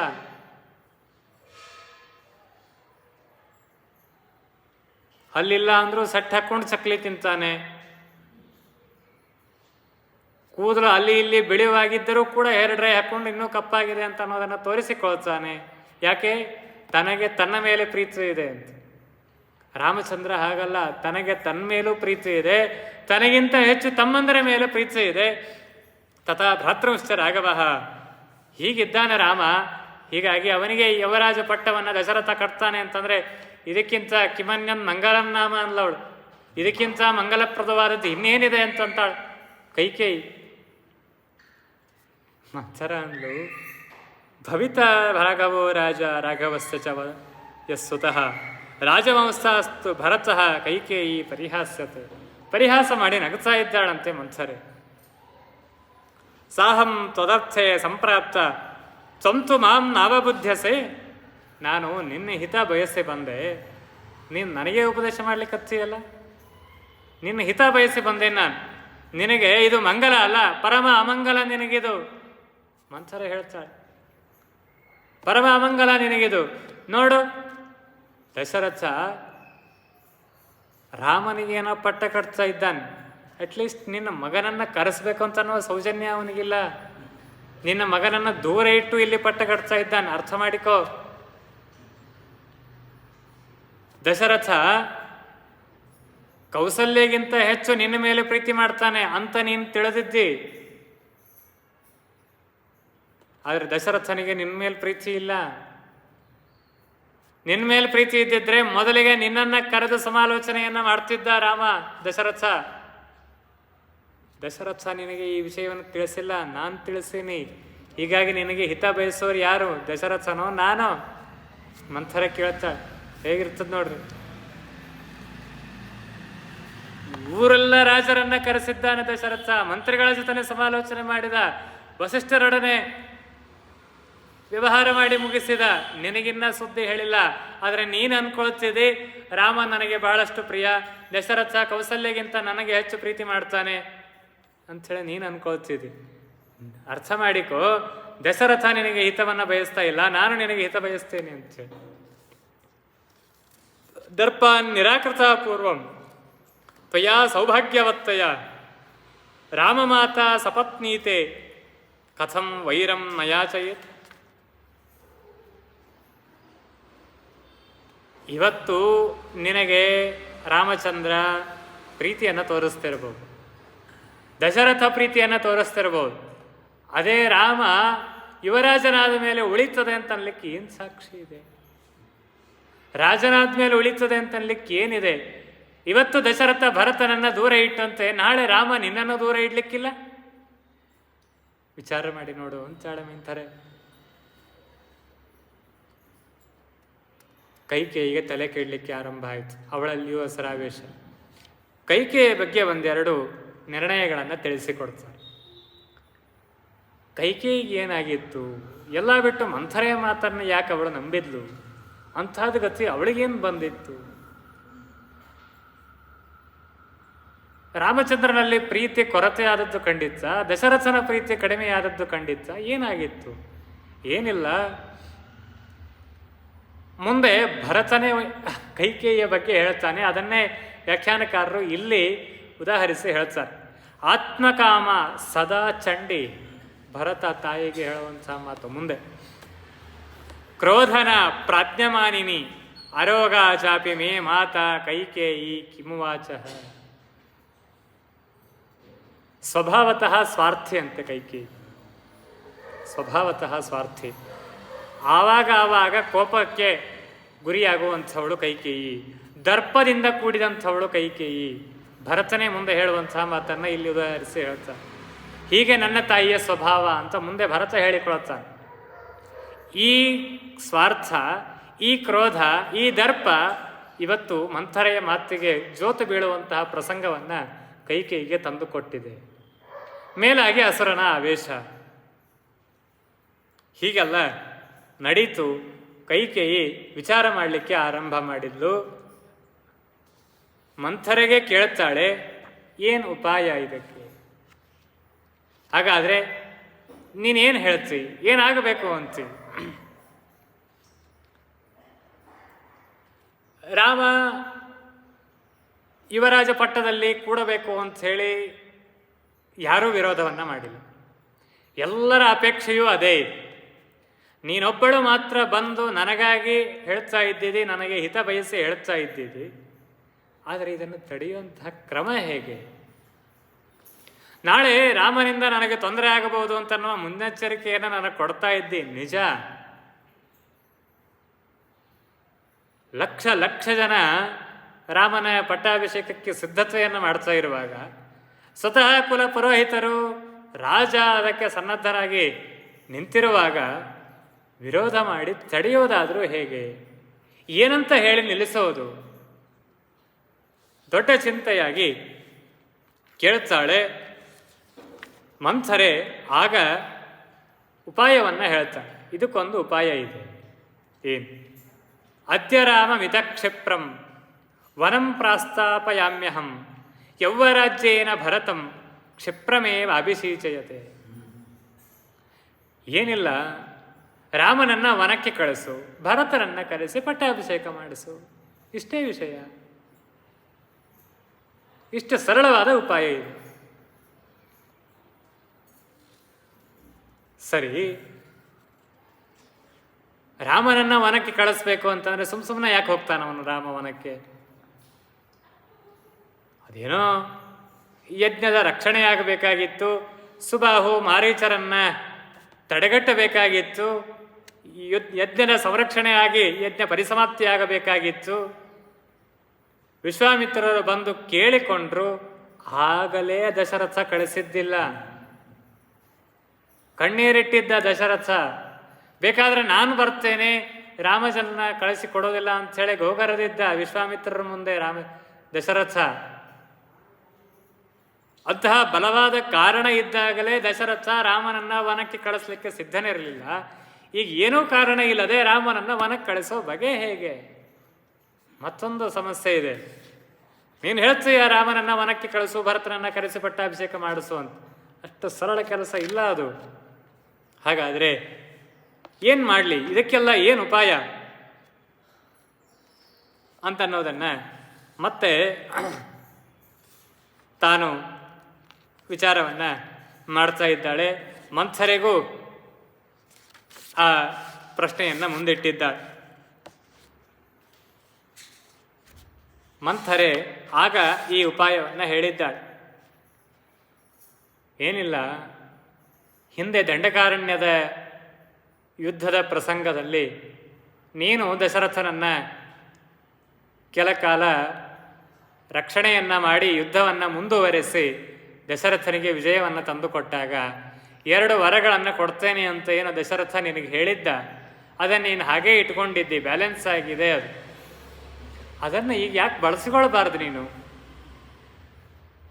ಹೀಗೆ ಎದುರುಬುದ್ಧಿಯನ್ನು ಮಂಥರೆ ಕೈಕೇಯಿಗೆ ಮನಸ್ಸಿನಲ್ಲಿ ನೀಡ್ತಾ ಇದ್ದಾಳೆ. ಅದನ್ನೆಲ್ಲ ಅದಕ್ಕಾಗಿ ಈ ಪ್ರಸಂಗದಲ್ಲಿ ನೀನು ಇವುಗಳನ್ನು ಬಳಸಿಕೋ ಅಂತ ಮಂಥರೆ ತಲೆ ತುಂಬ್ತಾ ಇದ್ದಾಳೆ. ಹಾಗಾದರೆ ದಶರಥ ಈಗ ಆ ವರವನ್ನು ಕೊಡ್ತಾನೋ ಹೇಗೆ? ನಾನೀಗ ಅದನ್ನು ಉಪಯೋಗಿಸಿಕೊಂಡ್ರೆ ಅದು ಕಾರ್ಯಕಾರಿ ಆಗ್ತದೋ ಹೇಗೆ? ಅದನ್ನೆಲ್ಲವನ್ನ ವಿಚಾರ ಮಾಡ್ತಾ ಇದ್ದಾಳೆ ಕೈಕೇಯಿ. ಮಂಥರೆ ಹೇಳಿದ್ಲು,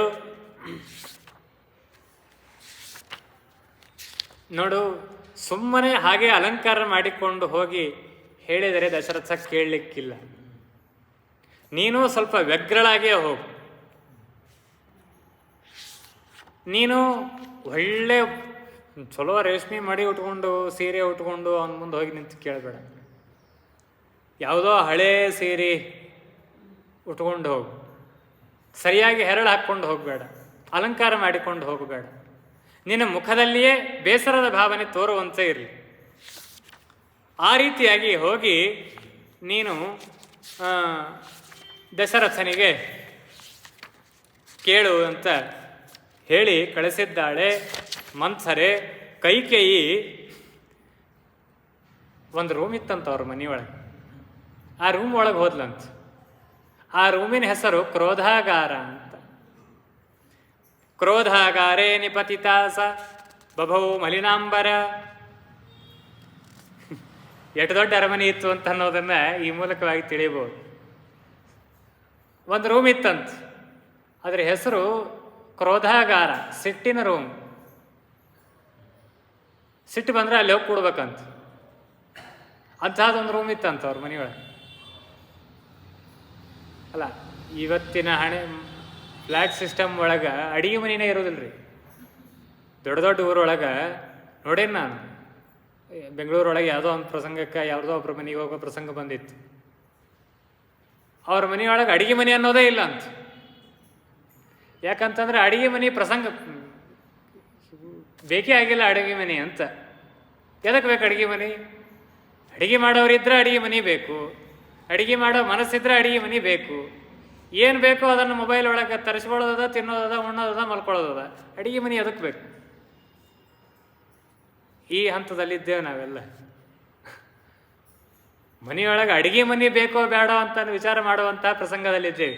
ಸ್ವಲ್ಪ ದಿವಸ ಹಿಂದೆ ಇತ್ತು ರೀ.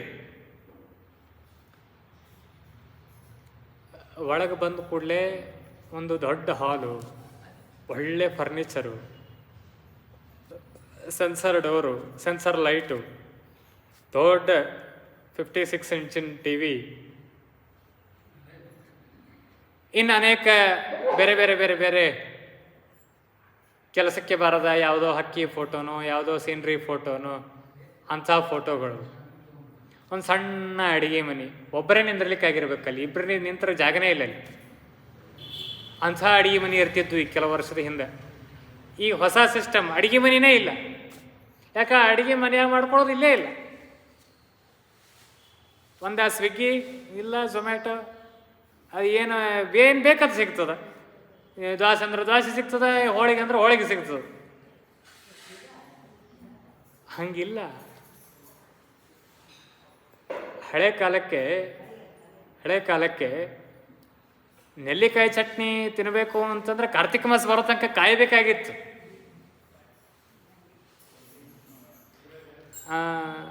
ಕುದಿಸಿದ ಕಡುಬು ತಿನ್ನಬೇಕು ಅಂದ್ರೆ ನಾಗರ ಪಂಚಮಿ ತನಕ ಕಾಯಬೇಕಾಗಿತ್ತು. ಬೇರೆ ದಿನ ಮಾಡ್ತಾನೂ ಇರಲಿಲ್ಲ ಮನೆಯಲ್ಲಿ. ಕರಿಗಡುಬು ಮಾಡಬೇಕು ಅಂತಂದ್ರೆ ಶ್ರಾವಣ ಮಾಸದಾಗೆ ಮಾಡ್ತಿದ್ರು, ಬೇರೆ ದಿನ ಮಾಡ್ತಾನೆ ಇರಲಿಲ್ಲ.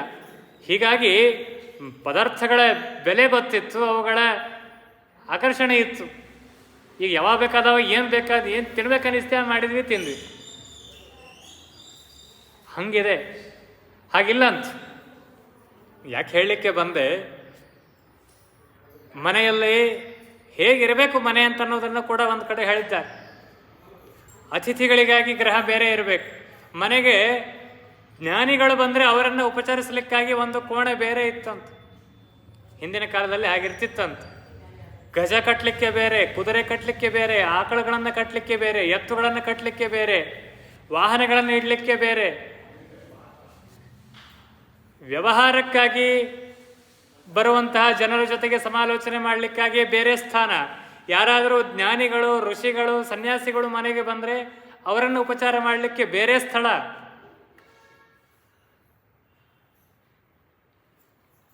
ಹೇಗಿತ್ತು ಇವತ್ತಿನ ಹಣೆ ಬರಹ. ಅಡಿಗೆ ಮನೆ ಇಲ್ಲದ ಮನೆಯೊಳಗಿರೋ ಪರಿಸ್ಥಿತಿ ನಮಗೆಲ್ಲ ಇದೆ. ಹಿಂಗೆ ದಶರಥನ ಮನೆಯೊಳಗೆ ಸಿಟ್ಟು ಬಂದ್ರೆ ಒಂದು ರೂಮ್ನಾಗ ಹೋಗಿ ಕೊಡ್ಬೇಕಂತ. ಆ ರೂಮ್ನಾಗ ಹೋದವ್ರು ಸಿಟ್ಟಾಗೇ ಇರೋದು. ಇನ್ಯಾರ್ದೋ ಮೇಲೆ ಸಿಟ್ಟು ತೀರಿಸ್ಕೊಳ್ಳಿಕ್ಕೆ ಬೇರೆ ಬೇರೆ ಊರೆಲ್ಲ ಅಡ್ಡಾಡೋಂಗಿಲ್ಲ. ಸಿಟ್ಟು ಬಂದದಂದ್ರೆ ಹೋಗಿ ಅಲ್ಲಿ ಬಾಗಿಲ ಹಾಕೊಂಡು ಕೊಡ್ಬೇಕು ಅಂಥದ್ದು. ಆ ರೂಮ್ನಾಗ ಏನು ಇಟ್ಟಿದ್ನೋ ದಶರಥ ಗೊತ್ತಿಲ್ಲ. ಮತ್ತೆ ಆ ಸಿಟ್ಟಿನ ರೂಮಿನಲ್ಲಿ ಹೋಗಿ ಮಲಿನಾಂಬರ ಹೊಲಸು ಬಟ್ಟೆಯನ್ನು ಹುಟ್ಟಿಕೊಂಡು ಕೈಕೇಯಿ ಮಲಗಿದ್ದಾಳೆ. ಏಕವೇಣಿಂ ದೃಢಂಬದ್ವ, ಒಂದೇ ಹರಳನ್ನ ಹಾಕಿಕೊಂಡಿದ್ದಾಳಂತೆ. ಕೋಪದಲ್ಲಿ ಒರಗಿಕೊಂಡು ಮಲಗಿದ್ದಾಳಂತೆ. ಆಮೇಲೆ ಹೌದು, ಇದೆಲ್ಲ ನೀ ಹಿಂಗಿದ್ದಿ ಅಂತ ಅನ್ನೋದು ಸುದ್ದಿ ದಶರಥಗೆ ಗೊತ್ತಾಗಬೇಕಲ್ಲ. ನೀ ಬಂದಿಲ್ಲಿ ಬಾಗಿಲ ಹಾಕೊಂಡು ಕೂತಿ, ದಶರಥನಿಗೆ ಏನು ಗೊತ್ತಾಗಬೇಕಿದು? ಅವೇನು CC ಕ್ಯಾಮ್ರಾ ಇಟ್ಕೊಂಡು TV ಮುಂದೆ ಇಟ್ಕೊಂಡು ಕೂತಿಲ್ಲ, ಏನಿಲ್ಲ. ಯಾರ್ಯಾರು ಯಾವ್ಯಾವ ರೂಮ್ನಾಗ ಏನೇನು ನಡೆಸ್ಯಾರ ಅಂತೇಳಿ. ಹೀಗಾಗಿ ದಶರಥನಿಗೆ ಮೊದಲಿಗೆ ಸುದ್ದಿ ಮುಟ್ಟಿಸು, ನನಗೆ ಸಿಟ್ಟು ಬಂದದ ಅಂಥೇಳಿ ಮಂಥರೆ ಹೇಳುವಂತಹ ಆಲೋಚನೆ ನೋಡ್ರಿ ಹೆಂಗಿದೆ. ಅಂತೂ ದಶರಥನಿಗೆ ಸುದ್ದಿ ಹೋಯ್ತು, ಹೀಗೆಲ್ಲ ಆಗಿದೆ. ದಶರಥ ಬಂದು ಕೈಕೇಯಿಯನ್ನು ಸಮಾಧಾನ ಪಡಿಸ್ತಾನೆ. ಹೇಳಿ ಕೇಳಿ ದಶರಥನಿಗೆ ಕೌಸಲ್ಯಗಿಂತ ಹೆಚ್ಚು ಪ್ರೀತಿ ಇತ್ತು. ಅದೆಲ್ಲ ಇದ್ದದ್ದೇ ವಿಷಯ. ಹೀಗಾಗಿ ಕೈಕೇಯಿಗೆ ಬಂದು ಅನೇಕ ಮಾತುಗಳನ್ನು ಹೇಳಿ ಸಮಾಧಾನ ಪಡಿಸ್ತಾನೆ. ಸಿಟ್ಟಿನ ಕಾರಣವನ್ನು ಕೇಳ್ತಾನೆ. ಏನು ಬೇಕು ಕೇಳು ಅಂತಾನೆ. ಏನಾದರೂ ಕೊಡಿಸ್ಲೇನೋ, ರೇಷ್ಮೆ ಸೀರೆ ಕೊಡಿಸ್ಲೇನೋ, ಮತ್ತು ಅದು ಕೊಡಿಸ್ಲೇನೋ, ಇದು ಕೊಡಿಸ್ಲೇನೋ, ಬಂಗಾರ ಚೈನ್ ಬೇಕೇನೋ, ಮತ್ತೊಂದು ಬೇಕೇನೋ, ಗಾಡಿ ಬೇಕೋ, ಕಾರ್ ಬೇಕು, ಎಲ್ಲ ಕೇಳಿದ್ನಂತ್ರಿ ಪಾಪ. ಏನು ಮಾಡಿದ್ರು ಕೈಕೇಯಿ ಮುಖ ಎತ್ತಿ ನೋಡ್ತಾ ಇಲ್ಲ, ಮುಖ ಕೊಟ್ಟು ಮಾತಾಡ್ತಾ ಇಲ್ಲ. ದಶರಥನಿಗೆ ಟೆನ್ಷನ್ ಆಯಿತು. ಏನೂ ಮಾಡ್ತಾ ಇಲ್ಲಲ್ಲ. ಹೊರಗಡೆ ಬೇಕಾದಷ್ಟು ಸಿದ್ಧತೆ ನಡೆದಿದೆ, ಎಲ್ಲರೂ ತಯಾರಿ ನಡೆಸ್ತಾ ಇದ್ದಾರೆ, ಇಡೀ ಅಯೋಧ್ಯೆ ಸಿಂಗಾರವಾಗ್ತಾ ಇದೆ. ಆದರೆ ಇಲ್ಲಿ ಈ ಥರ. ಕೊನೆಗೆ ನೀನು ಏನು ಕೇಳ್ತಿ ಕೇಳು, ನಿನ್ನ ಇಚ್ಛೆಯನ್ನು ಪೂರ್ಣ ಮಾಡ್ತೀನಿ ಅಂತ ಒಂದು ಮಾತು ಅಂದುಬಿಟ್ಟ. ಇಲ್ಲೇ ಜೋತು ಬಿದ್ದ ನೋಡ್ರಿ. ಆಗ ಕೈಕೇಯಿ ಮುಖ ಎತ್ತಿ ಮಾತಾಡ್ತಾಳೆ. ಸುದ್ದಿ ಗೊತ್ತಾಯಿತು, ರಾಮಚಂದ್ರನಿಗೆ ಪಟ್ಟಗಟ್ಟಬೇಕು ಅಂತ ವಿಚಾರ ಮಾಡ್ತಾ ಇದ್ದಿ.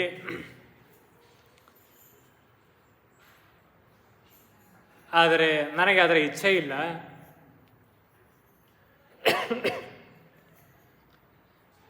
ಎರಡು ವರಗಳನ್ನು ಕೊಡ್ತೀನಿ ಅಂತ ಹಿಂದೆ ಮಾತು ಕೊಟ್ಟಿದ್ದಿ. ಈಗ ಮತ್ತೆ ಹೇಳ್ತಾ ಇದ್ದಿ, ನೀನೇನು ಕೇಳ್ತಿ ಕೇಳು, ನಿನ್ನ ಇಚ್ಛೆಯನ್ನು ಪೂರ್ಣ ಮಾಡ್ತೀನಿ ಅಂಥೇಳಿ. ಅದನ್ನು ನಾನು ಈಗ ಉಪಯೋಗಿಸಿಕೊಳ್ತೇನೆ. ಆ ಪ್ರಸಂಗವನ್ನೆಲ್ಲ ಹೇಳ್ತಾಳೆ. ಇಂತಹ ಯುದ್ಧದಲ್ಲಿ ಪಾಲ್ಗೊಂಡಿದ್ದಿ, ನನ್ನನ್ನು ಕರ್ಕೊಂಡು ಹೋಗಿದ್ದಿ, ಇಂತಹ ಯುದ್ಧ ನಡೆದಿತ್ತು, ಇಂತಹ ಪ್ರದೇಶ ಇತ್ತು, ದಂಡಕ ಅರಣ್ಯವೇ ಇತ್ತದು, ಅಲ್ಲಿ ನಾವೆಲ್ಲ ಯುದ್ಧ ಮಾಡ್ತಾ ಇದ್ವಿ. ನಿನಗೆ ಸ್ವಲ್ಪ ಆಯಾಸ ಆಯಿತು, ಮೂರ್ಛಿತನಾದಿ. ಆ ಪ್ರಸಂಗದಲ್ಲಿ ಶತ್ರುಗಳು ನಿನ್ನ ಮೇಲೆ ಆಕ್ರಮಣ ಮಾಡಿದರು. ನಿನಗೆ ಶತ್ರುಗಳಿಂದ ಬಾಧೆಯಾಗಬಾರದು ಅಂಥೇಳಿ ನಿನ್ನ ರಥವನ್ನು ನಾನು ದೂರ ತೆಗೆದುಕೊಂಡು ಹೋದೆ, ನಿನಗೆ ವಿಶ್ರಾಂತಿಯನ್ನು ಕೊಡಿಸಿದೆ. ಮತ್ತೆ ನೀನು ಎದ್ದು ಆಯಾಸ ಪರಿಹಾರ ಆಗಿ ಯುದ್ಧಕ್ಕೆ ಬಂದೆ. ಆಗ ಆ ಮಧ್ಯದ ಪ್ರಸಂಗದಲ್ಲಿ ನಾನು ನಿನಗೆ ಅನೇಕ ಸಹಾಯವನ್ನು ಮಾಡಿ ಯುದ್ಧ ಮಾಡಿ ನಿನ್ನ ಜೀವ ರಕ್ಷಣೆಯನ್ನು ಮಾಡಿದೆ. ಇಷ್ಟೆಲ್ಲ ವಿಷಯ ಮತ್ತೆ ಹೇಳ್ತಾಳ್ರಿ ಕೈಕೇಯಿ. ಹೇಳಿ ಕೊನೆಗೆ ನನ್ನನ್ನು ಆ ಗಾಲಿಯ ಕಿಲಕಕ್ಕೆ ಬೀಳ್ದು ಹೋಗಿತ್ತು. ಆಗ ನೀನು ನಿನ್ನ ಬೆರಳನ್ನೇ ಇಟ್ಟು ನನ್ನ ರಥವನ್ನು ರಕ್ಷಣೆ ಮಾಡಿ ಆ ಮೂಲಕವಾಗಿ ನನ್ನನ್ನೂ ರಕ್ಷಣೆ ಮಾಡಿ ನನಗೆ ಜೀವದಾನ ಮಾಡಿದ್ದಿ. ಆಗ ನೀನೇ ಹೇಳಿದ್ದಿ 2 ವರಗಳನ್ನು ಕೇಳಿಕೋ, ನಿನಗೆ ಕೊಡ್ತೇನೆ ಅಂತ ಹೇಳಿ. ಅದನ್ನು ನಾನು ಪೆಂಡಿಂಗ್ ಇಟ್ಟಿದ್ದೇನೆ. ಈ ಪ್ರಸಂಗದಲ್ಲಿ ನಾನು ಅದನ್ನು ಕೇಳ್ತೇನೆ. ಒಂದೇ ಒಂದು ವರ, ರಾಮ ಅಭಿಷಿಕ್ತನಾಗಬಾರದು, ಅವನು ವನಕ್ಕೆ ಹೋಗಬೇಕು. ಇನ್ನೊಂದು, ಭರತನಿಗೆ ಯುವರಾಜ ಪಟ್ಟವನ್ನು ಕಟ್ಟಬೇಕು. ಈ 2 ವರಗಳನ್ನು ನಾನು ಕೇಳ್ತೇನೆ. ದಶರಥ ಕುಕ್ಕಿ ಅಲ್ಲಿಯೇ ಬಿದ್ದಿದ್ದಾನಂತೆ, ಮೂರ್ಛಿತನ. ಕೇಳಲಿಕ್ಕೆ ಆಗಲಿಲ್ಲಂತೆ. ರಾಮನಿಗೆ ಪಟ್ಟಾಭಿಷೇಕ ಇಲ್ಲ, ರಾಮ ವನಕ್ಕೆ ಹೋಗಲಿ ಅನ್ನುವ ಮಾತು ಕೇಳಿದಾಗಲೇ ದಶರಥ ಕುಸಿದಿದ್ದಾನಂತೆ. ಎಷ್ಟೆಲ್ಲ ವಿಚಾರ ಮಾಡಿದ್ದಾನೆ. ರಾಮನಿಗೆ ಪಟ್ಟವನ್ನು ಕಟ್ಟಬೇಕು ಅಂತಂದಾಗ ಒಬ್ಬರೂ ವಿರೋಧ ಮಾಡಿಲ್ಲ, ಒಂದು ಚಕಾರ ಎತ್ತಿಲ್ಲ. ಪುರೋಹಿತರನ್ನ ಕೇಳಿದ್ದಾನೆ, ಮಂತ್ರಿಗಳನ್ನ ಕೇಳಿದ್ದಾನೆ, ರಾಜರನ್ನ, ಸೇವಕರನ್ನ ಕೇಳಿದ್ದಾನೆ, ಸಾಮಂತರನ್ನ ಕೇಳಿದ್ದಾನೆ, ಸ್ವತಃ ರಾಮಚಂದ್ರನನ್ನೇ ಕರೆಸಿ ಕೇಳಿದ್ದಾನೆ. ಅವನೂ ಒಪ್ಪಿಕೊಂಡಾಗಿದೆ. ಎಲ್ಲವೂ ಸಿದ್ಧತೆ ನಡೆದಿದೆ. ಸ್ವತಃ ಕುಲಗುರುಗಳು ಇದರ ಮೇಲುಸ್ತುವಾರಿಯನ್ನು ವಹಿಸಿ ಎಲ್ಲ ಸಿದ್ಧತೆಯನ್ನು ಆರಂಭ ಮಾಡಿದ್ದಾರೆ. ಈಗ ಕಾರ್ಯಕ್ರಮ ಕ್ಯಾನ್ಸಲ್ ಮಾಡೋದು ಅಂದರೆ ಹೇಗೆ? ಹೋಗಲಿ, ಮುಂದೂಡೋದಲ್ಲ. ರಾಮ ವನಕ್ಕೆ ಹೋಗಬೇಕು ಅಂತಾನೆ, ಅಲ್ಲಿಯೇ ಕುಸಿದು ಬಿದ್ದಿದ್ದಾನೆ. ಸ್ವಲ್ಪ ಕೋಸವರಿಸಿಕೊಂಡು ಮೇಲೆ ಎದ್ದ. ಮತ್ತೆ ಕೈಕೇಯಿ ಅದನ್ನೇ ಕೇಳ್ತಾಳೆ. ಏನು ಮಾಡಿದ್ರು? ಮತ್ತೆ ದಶರಥ ಕೈಕೇಯಿಯನ್ನು ಸಮಾಧಾನ ಪಡಿಸ್ತಾನೆ, ಏನೇನೋ ಹೇಳ್ತಾನೆ. ಇದನ್ನು ಬಿಟ್ಟು ಬೇರೆ ಕೇಳು ಅಂತಾನೆ. ಏನೇನೋ ಹೇಳಿದಾನೆ. ಯಾವುದಕ್ಕೂ ಕೈಕೇಯಿ ಬಗ್ತಾ ಇಲ್ಲ. ಒಂದೇ ಇಚ್ಛೆ, ರಾಮಚಂದ್ರ ವನಕ್ಕೆ ಹೋಗಬೇಕು. ಅದನ್ನು ಹೇಳ್ತಾಳೆ. ಅದೇನು ದೈವ ಪ್ರೇರಣೆಯೋ ಗೊತ್ತಿಲ್ಲ. 14 ವರ್ಷ ರಾಮಚಂದ್ರ ವನಕ್ಕೆ ಹೋಗಬೇಕು. ಕೈಕೇಯಿನೇ ಹೇಳಿದ ಮಾತು. 14 ವರ್ಷ ರಾಮಚಂದ್ರ ವನಕ್ಕೆ ಹೋಗಬೇಕು. ಅದೇನು ದೈವ ಸಂಕಲ್ಪವೋ ಗೊತ್ತಿಲ್ಲ. ಆ ಕಡೆ ರಾವಣನ ಆಯುಷ್ಯವೂ ಅಷ್ಟೇ ಇತ್ತು, 14 ವರ್ಷ. 12 ವರ್ಷ ಪಾಂಡವರಂತೆ ಅಂತ ಹೇಳಿದ್ರೆ ರಾವಣನನ್ನು ಕೊಲ್ಲದೆ ರಾಮ ಹಿಂತಿರುಗಿ ವಾಪಸ್ ಬಂದು ಆಮೇಲೆ ರಾವಣನನ್ನು ಕೊಲ್ಲಿಕ್ಕೆ ಹೋಗೋ ಪ್ರಸಂಗ ಇತ್ತೋ ಏನೋ. ಇಲ್ಲ 16-18 ವರ್ಷ ರಾಮ ವನವಾಸದಲ್ಲಿರಲಿ ಅಂತಂದರೆ ರಾವಣನನ್ನು ಕೊಂದರೂ ರಾಮಚಂದ್ರ ವನವಾಸಲ್ಲೇ ಇರುವಂಥ ಪ್ರಸಂಗ ಇತ್ತೋ ಏನು. ಅದನ್ನೆಲ್ಲ ಹೇಗೆ ದೇವ ಪ್ರೇರಣೆಯೋ ಗೊತ್ತಿಲ್ಲ. ಸರಿಯಾಗಿ 14 ವರ್ಷ ರಾಮ ಕಾಡಿನಲ್ಲಿರಲಿ, ಭರತನಿಗೆ ಪಟ್ಟವಾಗಲಿ, ಭರತ ರಾಜನಾಗಲಿ. ಇದರ ಉದ್ದೇಶ ಏನು? ಭರತ ರಾಜನಾದರೆ, ಭರತ ರಾಜನಾಗಿ 14 ವರ್ಷಗಳು ಕಳೀತದೆ ರಾಮ ಬರೋವರೆಗೂ. ಅಷ್ಟೊತ್ತಿಗೆ ಮಂತ್ರಿಮಂಡಲವನ್ನು ತನ್ನ ಕೈಯಲ್ಲಿಟ್ಕೊಂಡಿರ್ತಾನೆ, ಸೇನಾಮಂಡಲವನ್ನು ತನ್ನ ಕೈಯಲ್ಲಿಟ್ಕೊಂಡಿರ್ತಾನೆ, ಅನೇಕ ಸಾಮಂತರನ್ನು ಗಳಿಸಿಕೊಂಡಿರ್ತಾನೆ, ಇಡೀ ರಾಜ್ಯವನ್ನು ವಿಸ್ತರಿಸಿಕೊಂಡಿರ್ತಾನೆ. ಹೀಗಾಗಿ 14 ವರ್ಷಗಳ ನಂತರ ರಾಮ ಬಂದಾಗ ಇವ್ಯಾವೂ ಅವನಿಗೆ ಕೈಗೆ ಹತ್ತೋದಿಲ್ಲ. ಯಾಕಂತಂದರೆ ಎಲ್ಲ ಮಂತ್ರಿಮಂಡಲ ಭರತನ ಕೈಯಲ್ಲಿರ್ತದೆ, ಇಡೀ ಸೈನ್ಯ ಸಂಪತ್ತು ಭರತನ ಆಳ್ವಿಕೆಯಲ್ಲಿರ್ತದೆ. ಪ್ರಜೆಗಳಿಗೆ ರಾಮನ ಮೇಲಿನ ಅನುರಾಗ ಕ್ರಮೇಣ ಕ್ರಮೇಣ ಕಡಿಮೆಯಾಗಿ ಹೋಗಿರ್ತದೆ. ನಾವೆಲ್ಲ ಹಂಗೆ ಆಗ್ತದೆ ನೋಡ್ರಿ. ಎಷ್ಟು ದಿವಸ ನೆನಪಿಟ್ಟಿರ್ತೀವಿ. ಬಹಳಷ್ಟು ಉಪಕಾರ ಮಾಡಿದ್ರು. ಅವ್ರ ಮನೆಯೊಳಗೆ ಬಾಡಿಗೆ ಇದ್ವಿ ಆ ಊರಿನಲ್ಲಿದ್ದಾಗ. ಎಷ್ಟು ದಿವಸ ನೆನಪಿಟ್ಟಿರ್ತೀವಿ? 4-6 ವರ್ಷ ನೆನಪಿರುತ್ತದೆ. ಟ್ರಾನ್ಸ್ಫರ್ ಆಗಿ ಇನ್ನೊಂದು ಊರಿಗೆ ಬಂದಾಗ ಹಿಂದಿನ ಊರಿನ ಜನ ಎಷ್ಟು ನೆನಪಿರ್ತಾರೆ. ಮೊದಲಿಗೆ ಯಾವುದೋ ಬಾಡಿಗೆ ಮನೆಯಲ್ಲಿದ್ದಾಗ ಆ ಮನೆ ಯಜಮಾನ ಸ್ವಂತ ಮನೆ ಕಟ್ಟಿದ ಮೇಲೆ ನೆನಪಿಗೆ ಬರ್ತಾನೇನು? ಇಲ್ಲ. ಹೀಗಾಗಿ 14 ವರ್ಷಗಳು ರಾಮ ಇವತ್ತು ಎಲ್ಲ ಪ್ರಜೆಗಳ ಪ್ರೀತಿಯನ್ನು ಸಂಪಾದನೆ ಮಾಡಿರಬಹುದು, ಎಲ್ಲ ಮಂತ್ರಿಮಂಡಲದ ಪ್ರೀತಿಯನ್ನು ಸಂಪಾದನೆ ಮಾಡಿರಬಹುದು, ಇಡೀ ಸೈನ್ಯ ಸಂಪತ್ತಿನ ಪ್ರೀತಿಯನ್ನು ಸಂಪಾದನೆ ಮಾಡಿರಬಹುದು. ಎಷ್ಟು ದಿನ ಉಳಿತದೆ? ಕ್ರಮೇಣ ಕಡಿಮೆ ಆಗ್ತಾ ಆಗ್ತಾ ಹೋಗಿ ಮರೆತು ಹೋಗಿರ್ತದೆ. 14 ವರ್ಷ ಯಾರು ನೆನಪಿಟ್ಕೊಂಡಿರ್ತಾರೆ? ಹೀಗಾಗಿ ರಾಮ 14 ವರ್ಷಗಳ ನಂತರ ಅಯೋಧ್ಯೆಗೆ ಬಂದರೂ ಕೂಡ ಸುಮ್ಮನೆ ಭರತ ಹೇಳಿದಂತೆ ಒಂದು ಪಕ್ಕದ ಚೇರ್ ಮೇಲೆ ಕುಳಿತಿರ್ಬೇಕಷ್ಟೇ. ಹೀಗಾಗಿ ಕೊನೆ ತನಕ ರಾಜನಾಗುವುದು ನನ್ನ ಭರತನೇ. ರಾಮ ಆಮೇಲೆ ರಾಜನ ಆಗಲಿಕ್ಕೂ ಪ್ರಸಂಗ ಇರೋದಿಲ್ಲ. ಹೀಗಾಗಿ ರಾಮಚಂದ್ರ 14 ವರ್ಷ ವನದಲ್ಲೇ ಇರಲಿ. ಭರತನನ್ನು ಈಗಲೇ ಕರೆಸಿ ಈಗಲೇ ಅವನಿಗೆ ಪಟ್ಟಾಭಿಷೇಕವನ್ನು ಮಾಡಿಸುವಂತ ಕೈಕೇಯಿ ದಶರಥನಿಗೆ ಹೇಳುತ್ತಾಳೆ. ಅನೇಕ ಮಾತುಗಳಿಂದ ದಶರಥ ಸಮಾಧಾನ ಪಡಿಸ್ತಾನೆ. ಅವಳ ಹೆಗಲ ಮೇಲೆ ಕೈ ಹಾಕ್ತಾನೆ, ಕೆನ್ನೆ ಸವರಿ ಹೇಳ್ತಾನೆ, ತಲೆ ಸವರಿ ಹೇಳ್ತಾನೆ. ಏನು ಮಾಡಿದ್ರು ಕೈಕೇಯಿ ಬಗ್ತಾ ಇಲ್ಲ.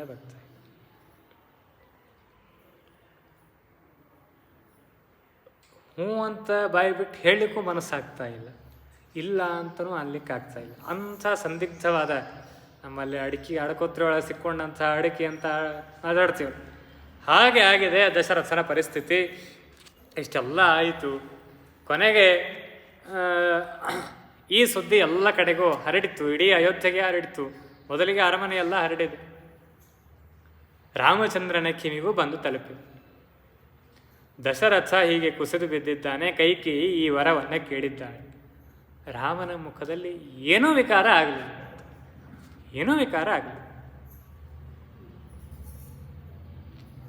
ಸನ್ನಿದೇಶೇ ಪಿತುಸ್ತಿಷ್ಠ ಯಥಾನೇನೆ ಪತಿಶ್ರುತಂ.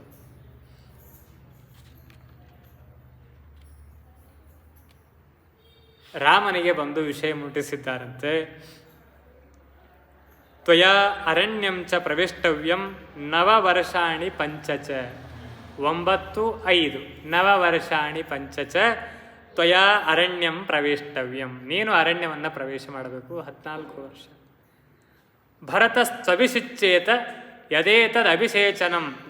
ಅಷ್ಟೇ ಅಲ್ಲ, ಈಗೇನು ರಾಮನಿಗೆ ಪಟ್ಟಾಭಿಷೇಕ ಮಾಡಬೇಕು ಅಂತೇಳಿ ಸಿದ್ಧತೆ ಮಾಡಿದ್ದೀರಿ, ಇದೇ ಸಿದ್ಧತೆಯಿಂದಲೇ ಭರತನಿಗೆ ಪಟ್ಟಾಭಿಷೇಕ ಆಗಬೇಕು. ಈಗೇನೆಲ್ಲ ತಯಾರಿ ಮಾಡ್ಕೊಂಡ್ರಲ್ಲ, ಇದೇ ತಯಾರಿ ಒಳಗೆ ಅವನಿಗೆ ಆಗಬೇಕು ಅಂತ ಕೈಕೇಯಿ ಅಪೇಕ್ಷೆಯನ್ನು ಪಟ್ಟಿದ್ದಾಳಂತೆ. 7 ಚ ವರ್ಷಾಣಿ ದಂಡಕಾರಣ್ಯ ಆಶ್ರಿತ. 7 14 ವರ್ಷ. ಅಭಿಷೇಕ ಮಿಮಂ ತ್ಯಕ್ತ್ವ ಜಟ ಚೀರಧರೋ ವಸಃ. ಜಟೆಯನ್ನು ಬಿಡಬೇಕು, ವಲ್ಕಲವನ್ನು ಧಾರಣೆ ಮಾಡಬೇಕು, ದಂಡಕಾರಣ್ಯದಲ್ಲಿ ವಾಸ ಮಾಡಬೇಕು. ಭರತಃ ಕೋಸಲಪುರೇ ಪ್ರಶಾಸ್ತು ವಸುಧಾ ಮಿಮಾಂ ನಾನಾ ರತ್ನ ಸಮಾಕೀರ್ಣಾಂ ಸರ್ವ ವಾಜಿ ರಥ ಕುಂಜರ. ಭರತ ಈ ನಾನಾ ರತ್ನ ಸಮಾಕೀರ್ಣವಾದಂತಹ ರಾಜ್ಯವನ್ನು ಸವಾಜಿ ರಥ ಕುಂಜರಾನ್, ವಾಜಿ ಅಂದ್ರೆ ಕುದುರೆ, ರಥ, ಆನೆ, ಈ ಎಲ್ಲ ರತ್ನಮಯವಾದಂತಹ ಅರಮನೆ ಸಂಪತ್ತು, ಅದನ್ನೆಲ್ಲವನ್ನ ಯುಕ್ತವಾದಂತಹ ಅಯೋಧ್ಯೆಯನ್ನು ಆಳಬೇಕಾದವನು ಭರತ. ನೀನು ವಲ್ಕಲವನ್ನು ಹುಟ್ಟು ದಂಡಕಾರಣ್ಯವನ್ನು ಪ್ರವೇಶ ಮಾಡಿ ನೀನು ಹೊರಡಬೇಕು ಅಂತ ವಿಷಯವನ್ನು ಮುಟ್ಟಿಸಿದ್ದಾರೆ ರಾಮಚಂದ್ರನಿಗೆ. ಶ್ರುತ್ವಾನ ವಿತತೆ ರಾಮ ಕೈಕೇಯಿಂ ವಚನಮಬ್ರವೀತ್. ಏವಮಸ್ತು ಗಮಿಷ್ಯಾಮಿ ವನಂ ವಸ್ತುಮಹಂ ಸ್ಥಿತಃ ಜಟಾಚೀರಧರಃ ರಾಜ್ಯ ಪ್ರತಿಜ್ಞಾಂ ಅನುಪಾಲಯನ್. ಅವಶ್ಯವಾಗಿ ಹೋಗ್ತೇನೆ ಅಂತ ಒಂದೇ ಮಾತಿನಲ್ಲಿ ಒಪ್ಪಿಕೊಂಡಿದ್ದಾನೆ. ಕೈಕೇಯಿಗೆ ಒಳಗೆ ಅದೊಂದು ಕೂಡ ಇತ್ರಿ, ನನ್ನ ಗಂಡನನ್ನು ಏನಾದರೂ ಮಾಡಿ ನನ್ನ ವಶದಲ್ಲಿ ಮಾಡ್ಕೋಬೋದು, ರಾಮ ಇದನ್ನು ಕೇಳ್ತಾನೋ ಇಲ್ಲೋ. ರಾಮ ಪರಾಕ್ರಮಿ, ಏನು ಬೇಕಾದ್ದನ್ನು ಮಾಡಬಲ್ಲ. ಒಂದೇ ಮಾತಿನಲ್ಲಿ ಒಪ್ತಾನೆ ಅಂತ ಅನ್ನೋ ವಿಶ್ವಾಸ ಕೈಕೇಯಿಗೂ ಇರಲಿಲ್ಲ ಅಂತ. ಇದಂ ತು ಜ್ಞಾತಮಿಚ್ಛಾಮಿ ಕಿಮರ್ಥಂ ಮಾಂ ಮಹೀಪತಿ ನಾಭಿನಂದತಿ ದುರ್ದರ್ಶಃ ಯಥಾಪೂರ್ವಂ ಅರಿಂದಮಃ. ನೀವೆಲ್ಲ ಯಾಕೆ ದುಃಖ ಪಡ್ತಾ ಇದ್ದೀರಿ? ಅಹಂ ಹಿ ಸೀತಾಂ ರಾಜ್ಯಂಚ ಪ್ರಾಣಾನ್ನಿಷ್ಟಾನ್ ಧನಾನಿ ಚ ಹೃಷ್ಟೋ ಭಾತ್ರೆ ಸ್ವಯಂ ದದ್ಯಾಂ ಭರತಾಯ ಪ್ರಚೋದಿತಃ. ನನಗೇನು ಇದೆಲ್ಲ ಬೇಕೇ ಆಗಿಲ್ಲ, ನಾನೇನು ಕೇಳೇ ಇಲ್ಲ ದಶರಥನಿಗೆ ಹೋಗಿ ನನಗೆ ಯುವರಾಜ ಪಟ್ಟವನ್ನು ಕಟ್ಟು, ನನಗೆ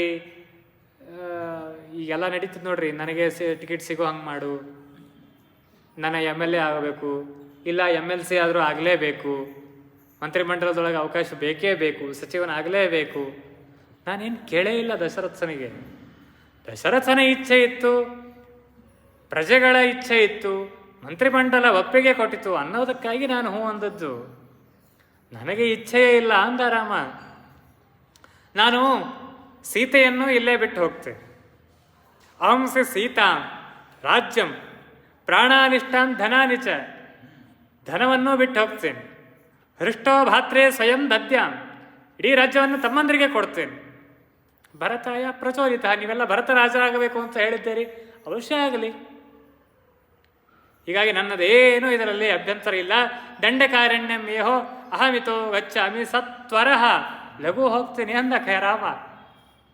ಲಘು ಹೊರಡ್ತೇನೆ, ಇವತ್ತಿಗೆ ಹೊರಡ್ತೇನೆ. ತವತ್ವಹಂ ಕಮಂ ಮನ್ಯೆ ನೋತ್ಸುಕಸ್ಯ ವಿಲಂಬನಂ ರಾಮತ್ತಸ್ಮಾದಿತ ಶೀಘ್ರಂ ವನಂ ತಂ ಕರೋತು ಅರ್ಹಸಿ. ಇದಕ್ಕೆ ದುಃಖ ಯಾಕೆ ಪಡಬೇಕು ಅಂತ ರಾಜ ಅಂತ ಹೋಗಿ ತಾನೇ ರಾಜನ ಹತ್ತಿರ ಬಂದು ರಾಜನಿಗೆ ಸಮಾಧಾನವನ್ನು ಹೇಳ್ತಾನೆ ದಶರಥನಿಗೆ. ದಶರಥ ಮತ್ತೆ ರಾಮನನ್ನು ಬಿಗಿದು ಅಪ್ಪಿಕೊಂಡು ಏನು ಹೇಳಲಿಕ್ಕೆ ಆಗದೇ ಇರುವಂತಹ ಪರಿಸ್ಥಿತಿಯಲ್ಲಿ ದಶರಥ ಇದ್ದಾನೆ. ಯಾವುದನ್ನು ಹೇಳಲಿಕ್ಕೆ ದಶರಥನಿಗೆ ಆಗ್ತಾ ಇಲ್ಲ. ಕೌಸಲ್ಯಗೆ ಹೋಗಿ ವಿಷಯವನ್ನು ತಿಳಿಸಿ ಕೌಸಲ್ಯ ಆಜ್ಞೆಯನ್ನು ಕೇಳಿ ಬರ್ತೇನೆ ಅಂತ ರಾಮಚಂದ್ರ ಕೌಸಲ್ಯ ಆಜ್ಞೆಗಾಗಿ ಬಂದ. ಕೌಸಲ್ಯೆ ಬಹಳ ಖುಷಿ ಪಟ್ಟಿದ್ಲು. ಕೌಸಲ್ಯೆ ಎಂದೂ ದಾನ ಮಾಡಿದಕ್ಕೆಲ್ಲ ಅಂತಃಪುರಿ ದಾನ ಮಾಡ್ಲಿಕ್ಕೆ ಶುರು ಮಾಡಿದ್ಲು ಅಂತ. ಕೇಳಿದವರಿಗೆ ಕೇಳಿದ್ದನ್ನೆಲ್ಲ ದಾನ ಮಾಡ್ತಾ ಇದ್ದಾಳೆ. ಅವಳಿಗೆ ಹೋಗಿ ರಾಮಚಂದ್ರ ಈ ವಿಷಯವನ್ನು ಹೇಳ್ತಾ ಇದ್ದಾನೆ.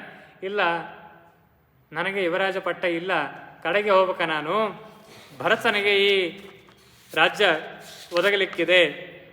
ಭರತಾಯ ಮಹಾರಾಜ ಯುವರಾಜ್ಯಂ ಪ್ರಯಚ್ಛತೆ, ನನಗೆ ಕೊಡೋದು ಕ್ಯಾನ್ಸಲ್ ಮಾಡಿದ್ದಾನೆ ರಾಜ. ಮಾಂ ಪುನಃ ದಂಡಕಾರಣ್ಯೇ ನಿವಾಸಯತಿ ತಾಪಸಂ 14 ಹಿ ವರ್ಷಾಣಿ ವತ್ಸ್ಯಾಮಿ ವಿಜನೇ ವನೆ. 14 ವರ್ಷ ವಿಜನವಾದ ವನದಲ್ಲಿ, ಜನ ಇಲ್ಲದ ವನದಲ್ಲಿ ನಾನಿರಬೇಕು. ಹೇಗಿರಬೇಕು? ಕಂದ ಮೂಲ ಫಲೈರ್ಜೀವನ್ ಹಿತ್ವಾ ಮುನಿ ವದಾಮಿಷಾಂ. 4ನೇ ವೃತ್ತ ಬಂದಿತ್ತು ಕಾಣಿಸ್ತದ. ಬರೇ ಗಡ್ಡಿ ಗೆಣಸು ತಿಂದಿರಬೇಕು ಅಂತೆ. ಕಂದ ಮೂಲ ಫಲೈರ್ಜೀವನ್, ಹಾಗೆ ನಾನು ಇರ್ತೀನಿ, 14 ವರ್ಷ ಆದ್ಮೇಲೆ ಬರ್ತೀನಿ ಅಂತ ತಾಯಿಗೆ ಹೇಳಿ ನಮಸ್ಕಾರ ಮಾಡಿ ಆಜ್ಞೆಯನ್ನು ಕೇಳ್ತಾ ಇದ್ದಾನೆ. ಏನು ಹೇಳಬೇಕು ತಾಯಿ, ಏನು ಹೇಳಬೇಕು? ಒದ್ದಾಡಿದ್ದಾಳೆ, ಕಣ್ಣಲ್ಲಿ ನೀರು ತಳ್ತಾಳೆ, ರಾಮನನ್ನು ಅಪ್ಪಿಕೊಳ್ತಾಳೆ. ಲಕ್ಷ್ಮಣ ಕೌಸಲ್ಯಗೆ ಸಮಾಧಾನವನ್ನು ಹೇಳ್ತಾನೆ. ಶ್ರೀರಾಮಚಂದ್ರ ಮತ್ತೆ ಅನುಮತಿಯನ್ನು ಕೇಳ್ತಾನೆ. ಒಲ್ಲದ ಮನಸ್ಸು, ಅದನ್ನೆಲ್ಲ ಕೌಸಲ್ಯ ಅನುಭವಿಸಿದ್ದಾಳೆ. ರಾಮಚಂದ್ರ ಸೀತೆಯ ಹತ್ತಿರ ಬಂದ. ಸೀತೆಗೆ ವಿಷಯ ಮುಟ್ಟಿಸಿ ಹೋಗೋಣ. ತಂದೆ ತಾಯಿಗಳಿಗೆ ವಿಷಯ ತಿಳಿಸಿದೆ. ದಶರಥನಿಗೆ ನಮಸ್ಕಾರ ಮಾಡಿ ಆಜ್ಞೆಯನ್ನು ಕೇಳ್ತಾನೆ. ದಶರಥ ಕೊಡೋದಿಲ್ಲ. ಹೇಗೆ ಕೊಡ್ತಾನ್ರಿ? ತಾಯಿಯು ಪೂರ್ಣವಾಗಿ ಆಶೀರ್ವಾದ ಮಾಡಿ ಆಜ್ಞೆಯನ್ನು ಕೊಟ್ಟದ್ದಿಲ್ಲ. ಲಕ್ಷ್ಮಣ ಸಮಾಧಾನ ಪಡಿಸಿದ. ಅಲ್ಲಿಂದ ರಾಮ ಹೊರಟು ಬಂದ. ರಾಮ ಸೀತೆಯನ್ನು ಕಾಣ್ತಾನೆ. ಸೀತೆಯನ್ನು ಕಂಡು ವಿಷಯವನ್ನು ತಿಳಿಸ್ತಾನೆ. 14 ಹಿ ವರ್ಷಾಣಿ ವಸ್ತವ್ಯಂ ದಂಡಕೆ ಮಯ. ದಂಡಕಾರಣ್ಯದಲ್ಲಿ 14 ವರ್ಷ ಇರಬೇಕು ಅಂತ ನನಗೆ ಆದೇಶ ಆಗಿದೆ. ಪಿತ್ರಾಮೇ ಭರತಶ್ಚಾಪಿ ಯೌವರಾಜ್ಯೇ ನಿಯೋಜಿತ. ಭರತನಿಗೆ ಯುವರಾಜ ಪಟ್ಟವನ್ನು ಗಟ್ಟಬೇಕು ಅಂತ ನಮ್ಮಪ್ಪ ನಿಶ್ಚಯವನ್ನು ಮಾಡಿದ್ದಾನೆ. ತಸ್ಮಾತ್ತೇ ಗುಣಃ ಕಥ್ಯಾ ಭರತಸ್ಯ ಅಗ್ರಜೋ ಮಮ. ಹೀಗಾಗಿ ನಾನು ಇಲ್ಲಿಂದ ಈಗ ಪ್ರಸ್ಥಿತನಾಗ್ತೇನೆ, ಇಲ್ಲಿಂದ ಹೊರಡ್ತೇನೆ. ನೀನು ಹೇಗಿರಬೇಕು ನಾನೀಗ ಹೇಳಿ ಹೋಗ್ತೇನೆ, ಹಾಗಿರು ಅಂತ. ಒಬ್ಬ ಗಂಡ ಹೆಂಡತಿಗೆ ಏನು ಉಪದೇಶ ಮಾಡ್ತಾನೆ ನೋಡ್ರಿ, ಎಷ್ಟು ಚಂದಿದೆ. ರಾಮಚಂದ್ರ ಸೀತೆಗೆ ಉಪದೇಶವನ್ನು ಮಾಡಿದ್ದಾನೆ. ಹೇಗಿರ್ಬೇಕು ನೀನು ರಾಜ್ಯದಲ್ಲಿ ನಾನು ಇಲ್ಲದೇ ಇದ್ದಾಗ. ಸೀತೆ ಆಮೇಲೆ ರಾಮನ ಜೊತೆಗೇ ಬರ್ತಾಳೆ, ಆ ಮಾತು ಬೇರೆ. ಲಕ್ಷ್ಮಣನೂ ಕೂಡಿಕೊಂಡು ಬರ್ತಾನೆ, ಆ ಮಾತು ಬೇರೆ. ಆದರೆ ಈಗ ಕೈಕೇಯಿ ಹೇಳಿದ್ದು ರಾಮಚಂದ್ರ ಕಾಡಿಗೆ ಹೋಗಲಿ ಅಂತ ಹೇಳಿ. ಸೀತೆ ಲಕ್ಷ್ಮಣನಿಂದ ಕೂಡಿಕೊಂಡು ಹೋಗಲಿ ಅಂತ ಕೈಕೇಯಿ ಹೇಳೇ ಇಲ್ಲ, ಯಾರೂ ಹೇಳಿಲ್ಲ. ರಾಮಚಂದ್ರನು ಹಾಗೇ ಅಂದ್ಕೊಂಡಿದ್ದಾನೆ, ನಾನೊಬ್ಬನೇ ಹೋಗೋದು. ಹೋದಾಗ ಸೀತೆ ಹೇಗಿರಬೇಕು ಅನ್ನೋದನ್ನು ಸೀತೆಗೆ ಉಪದೇಶ ಮಾಡ್ತಾನೆ. ಗಂಡ ಹೆಂಡತಿ ಉಪದೇಶ ಮಾಡಿದ್ದು ಹೆಂಗತ ನೋಡ್ರಿ ಮಜಾ. ವೃದ್ಧಿಯುಕ್ತಾ ಹಿ ಪುರುಷಾ ನ ಸಹಂತೆ ಪರತಸ್ತವಂ ತಸ್ಮಾತ್ ತೇ ಗುಣಃ ಕಥ್ಯ ಭರತಸ್ಯಾಗ್ರಜೋ ಮಮ. ನೋಡು, ನಾಳೆಯಿಂದ ಭರತ ಯುವರಾಜನಾಗ್ತಾನೆ, ದಶರಥ ಮಹಾರಾಜನಾಗಿ ಮುಂದುವರಿತಾನೆ. ನೀನು ದಶರಥನಿಗೆ ವೈನಿ, ಅತ್ತಿಗೆ, ಒಂದರ್ಥದಲ್ಲಿ ತಾಯಿಯ ಸ್ಥಾನದಲ್ಲಿ ಇದ್ದಂಥವಳು. ಆದರೆ ಪ್ರಸಂಗ ಬೇರೆ ಇದೆ. ಭರತನ ಮುಂದೆ ಎಂದಿಗೂ ನನ್ನ ಗುಣಗಳನ್ನು ವರ್ಣನೆ ಮಾಡಬೇಡ. ಭರತನ ಮುಂದೆ ಎಂದಿಗೂ ನನ್ನ ಗುಣಗಳನ್ನು ವರ್ಣನೆ ಮಾಡಬೇಡ. ತಸ್ಮಾತ್ ನತೆ ಗುಣ ಕಥ್ಯ ಭರತಸ್ಯ ಅಗ್ರಜೋ. ನನ್ನ ಗುಣಗಳನ್ನು ಭರತನ ಮುಂದೆ ಎಂದಿಗೂ ಹೇಳಬೇಡ. ಸಖಿಯ ಜೊತೆ ಮಾತನಾಡ್ತಾ ಭರತನನ್ನು ನೋಡಿ ನಗಬೇಡ. ಯುವರಾಜ ಪಟ್ಟದಲ್ಲಿದ್ದಾನವನು ನಾಳೆಯಿಂದ. ಎಷ್ಟು ಸೂಕ್ಷ್ಮವಾಗಿ ಹೇಳ್ತಾನೆ. ಅಹಂತೇ ನಾಮ ವಕ್ತವ್ಯೋ ವಿಶೇಷೇಣ ಕದಾಚನ ಅನುಕೂಲತೆಯ ಶಕ್ಯಂ ಸಮೀಪೆ ತಸ್ಯ ವರ್ತಿತಂ. ಅವನಿಗೆ ಅನುಕೂಲಳಾಗಿ ಇದ್ದಾಗ ಮಾತ್ರ ಅವನ ಹತ್ತಿರದಲ್ಲಿರು, ಇಲ್ಲಾಂದರೆ ಹತ್ತಿರದಲ್ಲಿಯೂ ಇರಬೇಡ.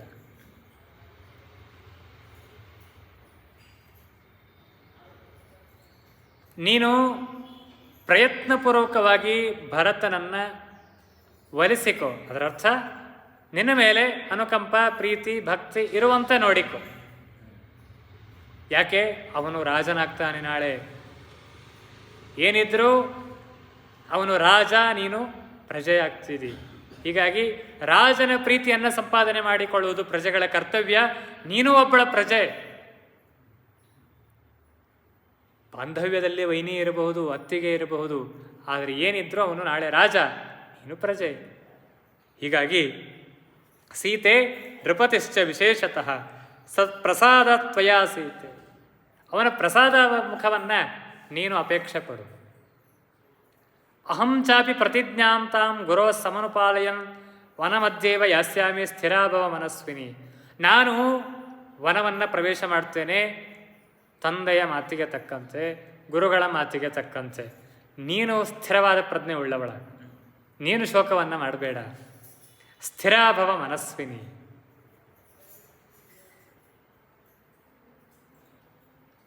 ನೀನು ಅನೇಕ ವ್ರತಗಳನ್ನು ಅನುಷ್ಠಾನ ಮಾಡು. ವ್ರತೋಪವಾಸ ಪರಯ ಭವಿತವ್ಯಂ ತ್ವಯಾ ನಗೆ.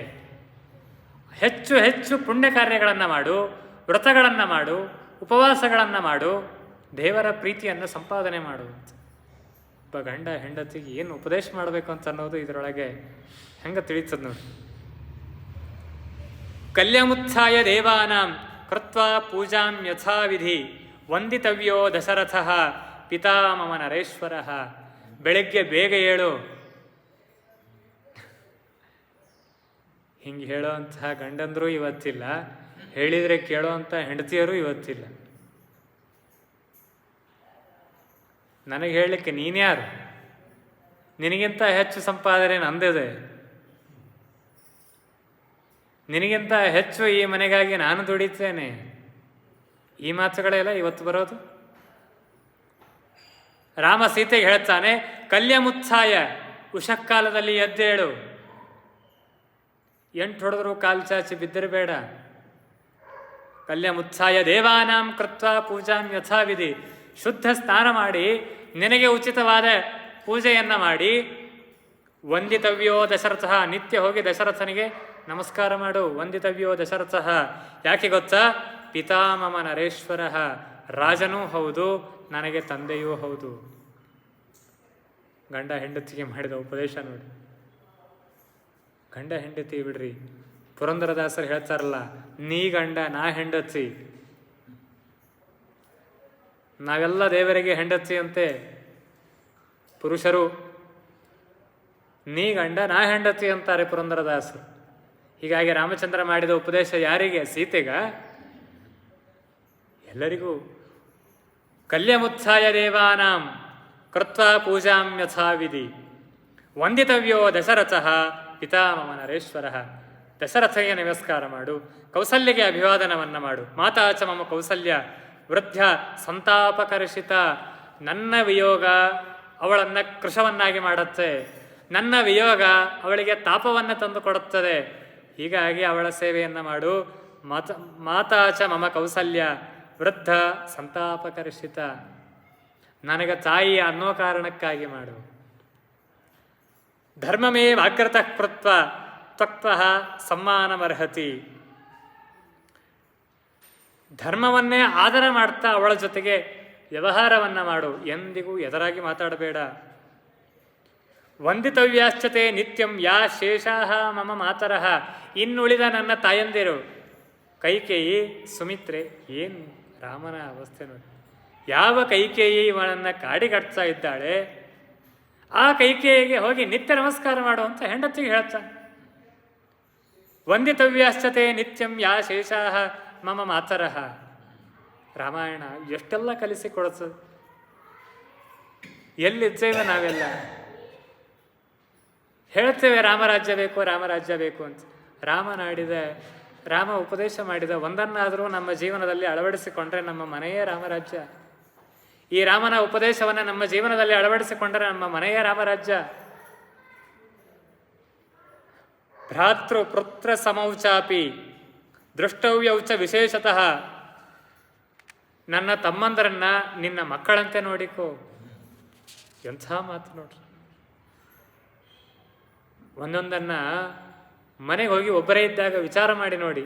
ನನ್ನ ತಮ್ಮಂದರನ್ನ ನಿನ್ನ ಮಕ್ಕಳಂತೆ ನೋಡಿಕೋ.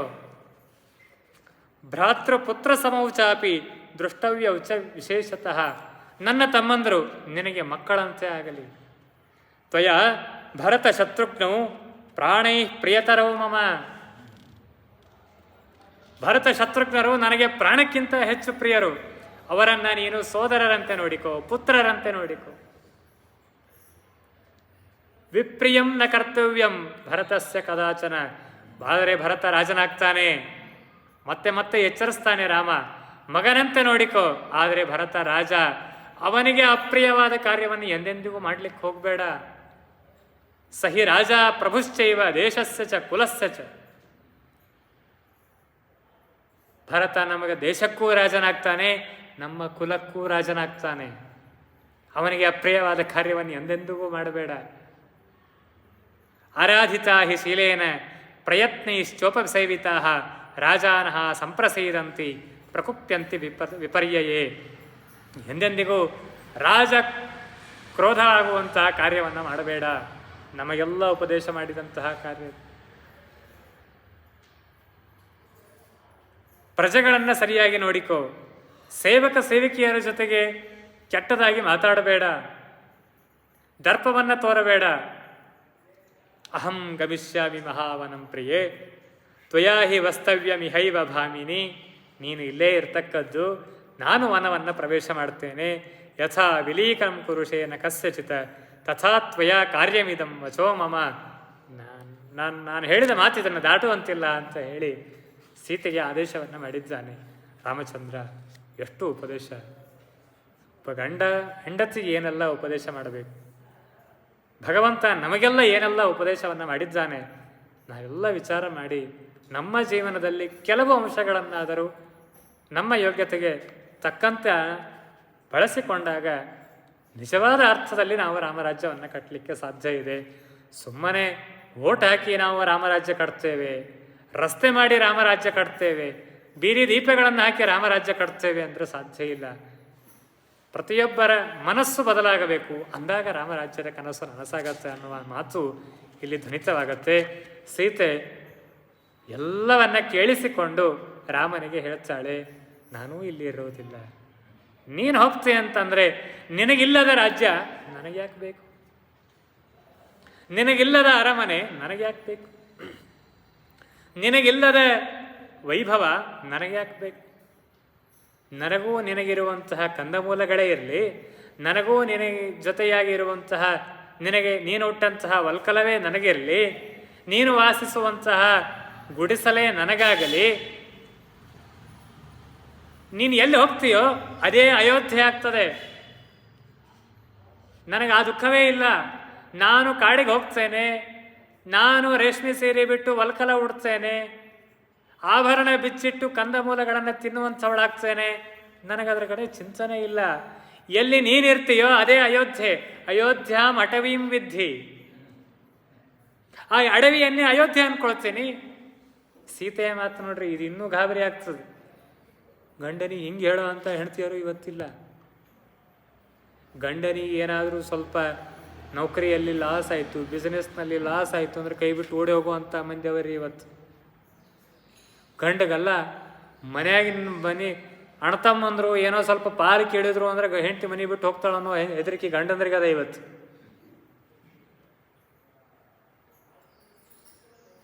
ಒಂದು ಮನೆಯೊಳಗೆ ಗಂಡ ಹೆಂಡತಿ ಇದ್ದರು. ಎಲ್ಲೋ ಬೆಂಗಳೂರಾಗೋ ಎಲ್ಲೋ ನೌಕರಿ ಮಾಡ್ತೀವಿ ಅಂತ ಅಲ್ಲಿ ಹೋಗಿ ಸೆಟ್ಲಾಗಿ ಬಾಡಿಗೆ ಮನೆ ಮಾಡ್ಕೊಂಡಿದ್ರಂತ. ಒಂದು ಗಾಡಿ ತೊಗೊಂಡಿದ್ರಂತ ಅಡ್ಡಾಡ್ಲಿಕ್ಕೆ. ಸಹಜ 4 ದಿವಸ ಸೂಟಿ ಅದ ಅಂಥೇಳಿ ಗಂಡನ ತಮ್ಮ ಮನೆಗೆ ಬಂದ. ಅಣ್ಣಗ ಹೇಳಲಾರ್ದ ಗಾಡಿ ತೊಗೊಂಡು ಎಲ್ಲೋ ಅಡ್ಡಾಡಿ ಬಂದ. ಇದಕ್ಕೆ ನನ್ನ ಗಾಡಿ ತೊಗೊಂಡು ಹೋಗ್ಯಾನ ಅಂಥೇಳಿ ಹೆಂಡತಿ ಡೈವರ್ಸ್ ಕೊಟ್ಲಂತ್ರಿ. ಎದಕ್ಕೆ? ಮೈದ್ನ ಗಾಡಿ ತೊಗೊಂಡು ಹೋಗಿದ್ದಕ್ಕೆ. ನಡೆದದ್ದ, ಮತ್ತು ಇದೇನು ಸುಳ್ಳಲ್ಲ, ನಡೆದದ್ದು ಘಟನೆ. ಮನೆಗೆ ಬಂದ ಮೈದ್ನ ನಾ ಕೊಡಿಸಿದ ಗಾಡಿ ತೊಗೊಂಡು ಹೋಗ್ಯಾನ, ನನಗೆ ಹೇಳಿಲ್ಲ ಅಂತ ಡೈವರ್ಸ್ ಕೊಟ್ಲಂತ್ರಿ. ಮನ್ಯಾಗ ಗೆಳೆಯಂದ್ರ ಬರ್ತಾರ ಅಂಥೇಳಿ ಮನೆ ಬಿಟ್ಟು ಹೋದಂಥ ಹೆಣ್ಮಕ್ಳಿದ್ದಾರ್ರಿ. ಗಂಡನ ಗೆಳೆಯಂದ್ರ ಬರ್ತಾರ, ಅವ್ರಿಗೆ ಸ್ವಲ್ಪ ಚಹಾ ಕಾಫಿ ಮಾಡಿಕೊಡ್ಬೇಕಾಗ್ತದೆ ನಾನು ಅಂಥೇಳಿ ಬಿಟ್ಟು ಹೋದಂಥ ಹೆಣ್ಮಕ್ಳಿದ್ದಾರೆ. ನಡೆದದ್ದ. ಇವತ್ತಿಗೂ ನಾ ಆ ವ್ಯಕ್ತಿಗಳನ್ನು ತೋರಿಸ್ತೇನೆ ಬೇಕಾದ್ರೆ. ಸ್ವಾಮಿಗಳು ಮಂತ್ರಾಕ್ಷತೆ ಕೊಡ್ಲಿಕ್ಕೆ ಕೂತಾಗ ಬರೀ ಇಂಥವೇ ಕೇಸ್ ಇರ್ತಾವ್ರಿ. ಬಾಜು ಕೂತಿರ್ತೀವಲ್ಲ ನಮ್ಮಂಥವ್ರಿಗೆ ಎಲ್ಲ ಬರೀ ಇವೇ ಇರ್ತಾವ. ಇಂಥ ಅವಸ್ಥೆಯಲ್ಲಿ ನಾವಿದ್ದೇವೆ. ಬಿಸ್ನೆಸ್ನ ಲಾಸ್ ಆಯಿತು ಅಂದ್ರೆ ಕೃಷ್ಣಾರ್ಪಣನೇ ಅವ ಹೋಗೋದೇ ಹೋಯ್ತು. ಸೀತೆ ಹೇಳ್ತಾಳೆ, ನೀನು ಕಾಡಿಗೆ ಹೋಗ್ತೀಯಲ್ಲ ಅದೇ ನನಗೆ ಅಯೋಧ್ಯೆ. ಅಯೋಧ್ಯಾಂ ಅಟವೀಂ ವಿದ್ಧಿ. ಆ ಕಾಡನ್ನೇ ಅಯೋಧ್ಯೆಯನ್ನಾಗಿ ಇಟ್ಕೊಳ್ತೇನೆ, ನಿನ್ನ ಜೊತೆಗೆ ಬರ್ತೇನೆ ನಾನು. ನಿನ್ನ ಕೈ ಹಿಡಿದದ್ದು ನೋಡ್ರಿ, ವಿಚಾರ ಮಾಡ್ರಿ. ಈ ಮಾತನ್ನು ಹೇಳುವಾಗ ಸೀತೆಗೆ ವಯಸ್ಸೆಷ್ಟಿತ್ತು ಗೊತ್ತಾ? 12-13 ವಯಸ್ಸಂತ್ರಿ. 30 ವಯಸ್ಸಾಗಿರ್ತಾವ ನಮ್ಮಲ್ಲಿ ಏನೋ ಬುದ್ಧಿ ಬಂದಿರಂಗಿಲ್ಲ. ರಾಮನಿಗೆ 16-18 ವಯಸ್ಸು, ಸೀತೆಗೆ 12-13 ವಯಸ್ಸಿದೆ. ಇದು ನಡೆದಾಗ ಸೀತೆ ಆಡಿದ ಮಾತದು.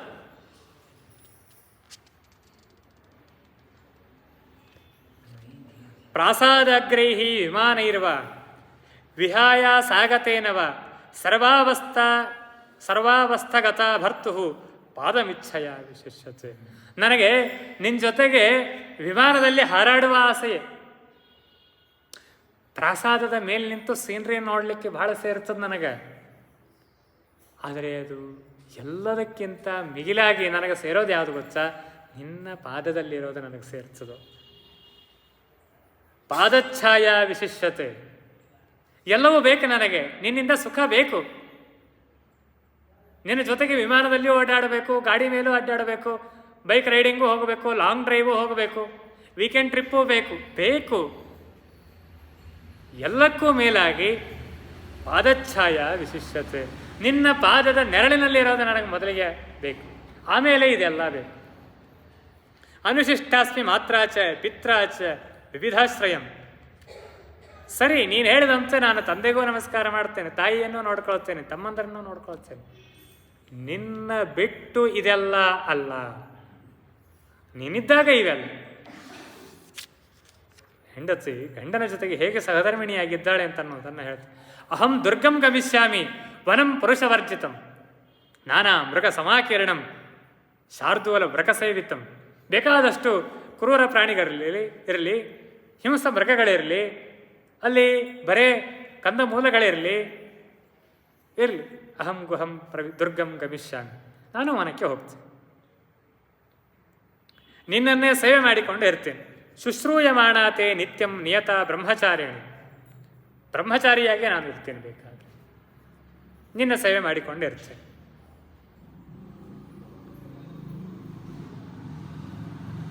ಬಹಳ ವಿಸ್ತಾರವಾಗಿ ಹೇಳ್ತಾರೆ. ಅನೇಕ ಮಾತುಗಳು ಇನ್ನೂ ಬೇಕಾದಷ್ಟಿದೆ. ಏವಂ ವರ್ಷ ಸಹಸ್ರಾಣಿ, ಬೇಕಾದಷ್ಟು ಸುಖ ಇರಲಿ, ಸಂಪತ್ತಿರಲಿ, ಐಶ್ವರ್ಯ ಇರಲಿ, ರಾಜ್ಯ ಇರಲಿ, ಭೋಗ ಇರಲಿ, ಏನೂ ಇಲ್ಲ ಅಂದರೂ ಹಾಗೇ ಇರ್ತೇನೆ. ಅದೆಲ್ಲ ಇದ್ದಾಗೂ ಇರ್ತೇನೆ. ಏನೂ ಇಲ್ಲ ನಾಳೆಯಿಂದ ಬರೀ ಭಕ್ರಿ ಚಟ್ನಿ ಆಗಲೂ ನಿನ್ನ ಜೊತೆಗಿರ್ತೀನಿ.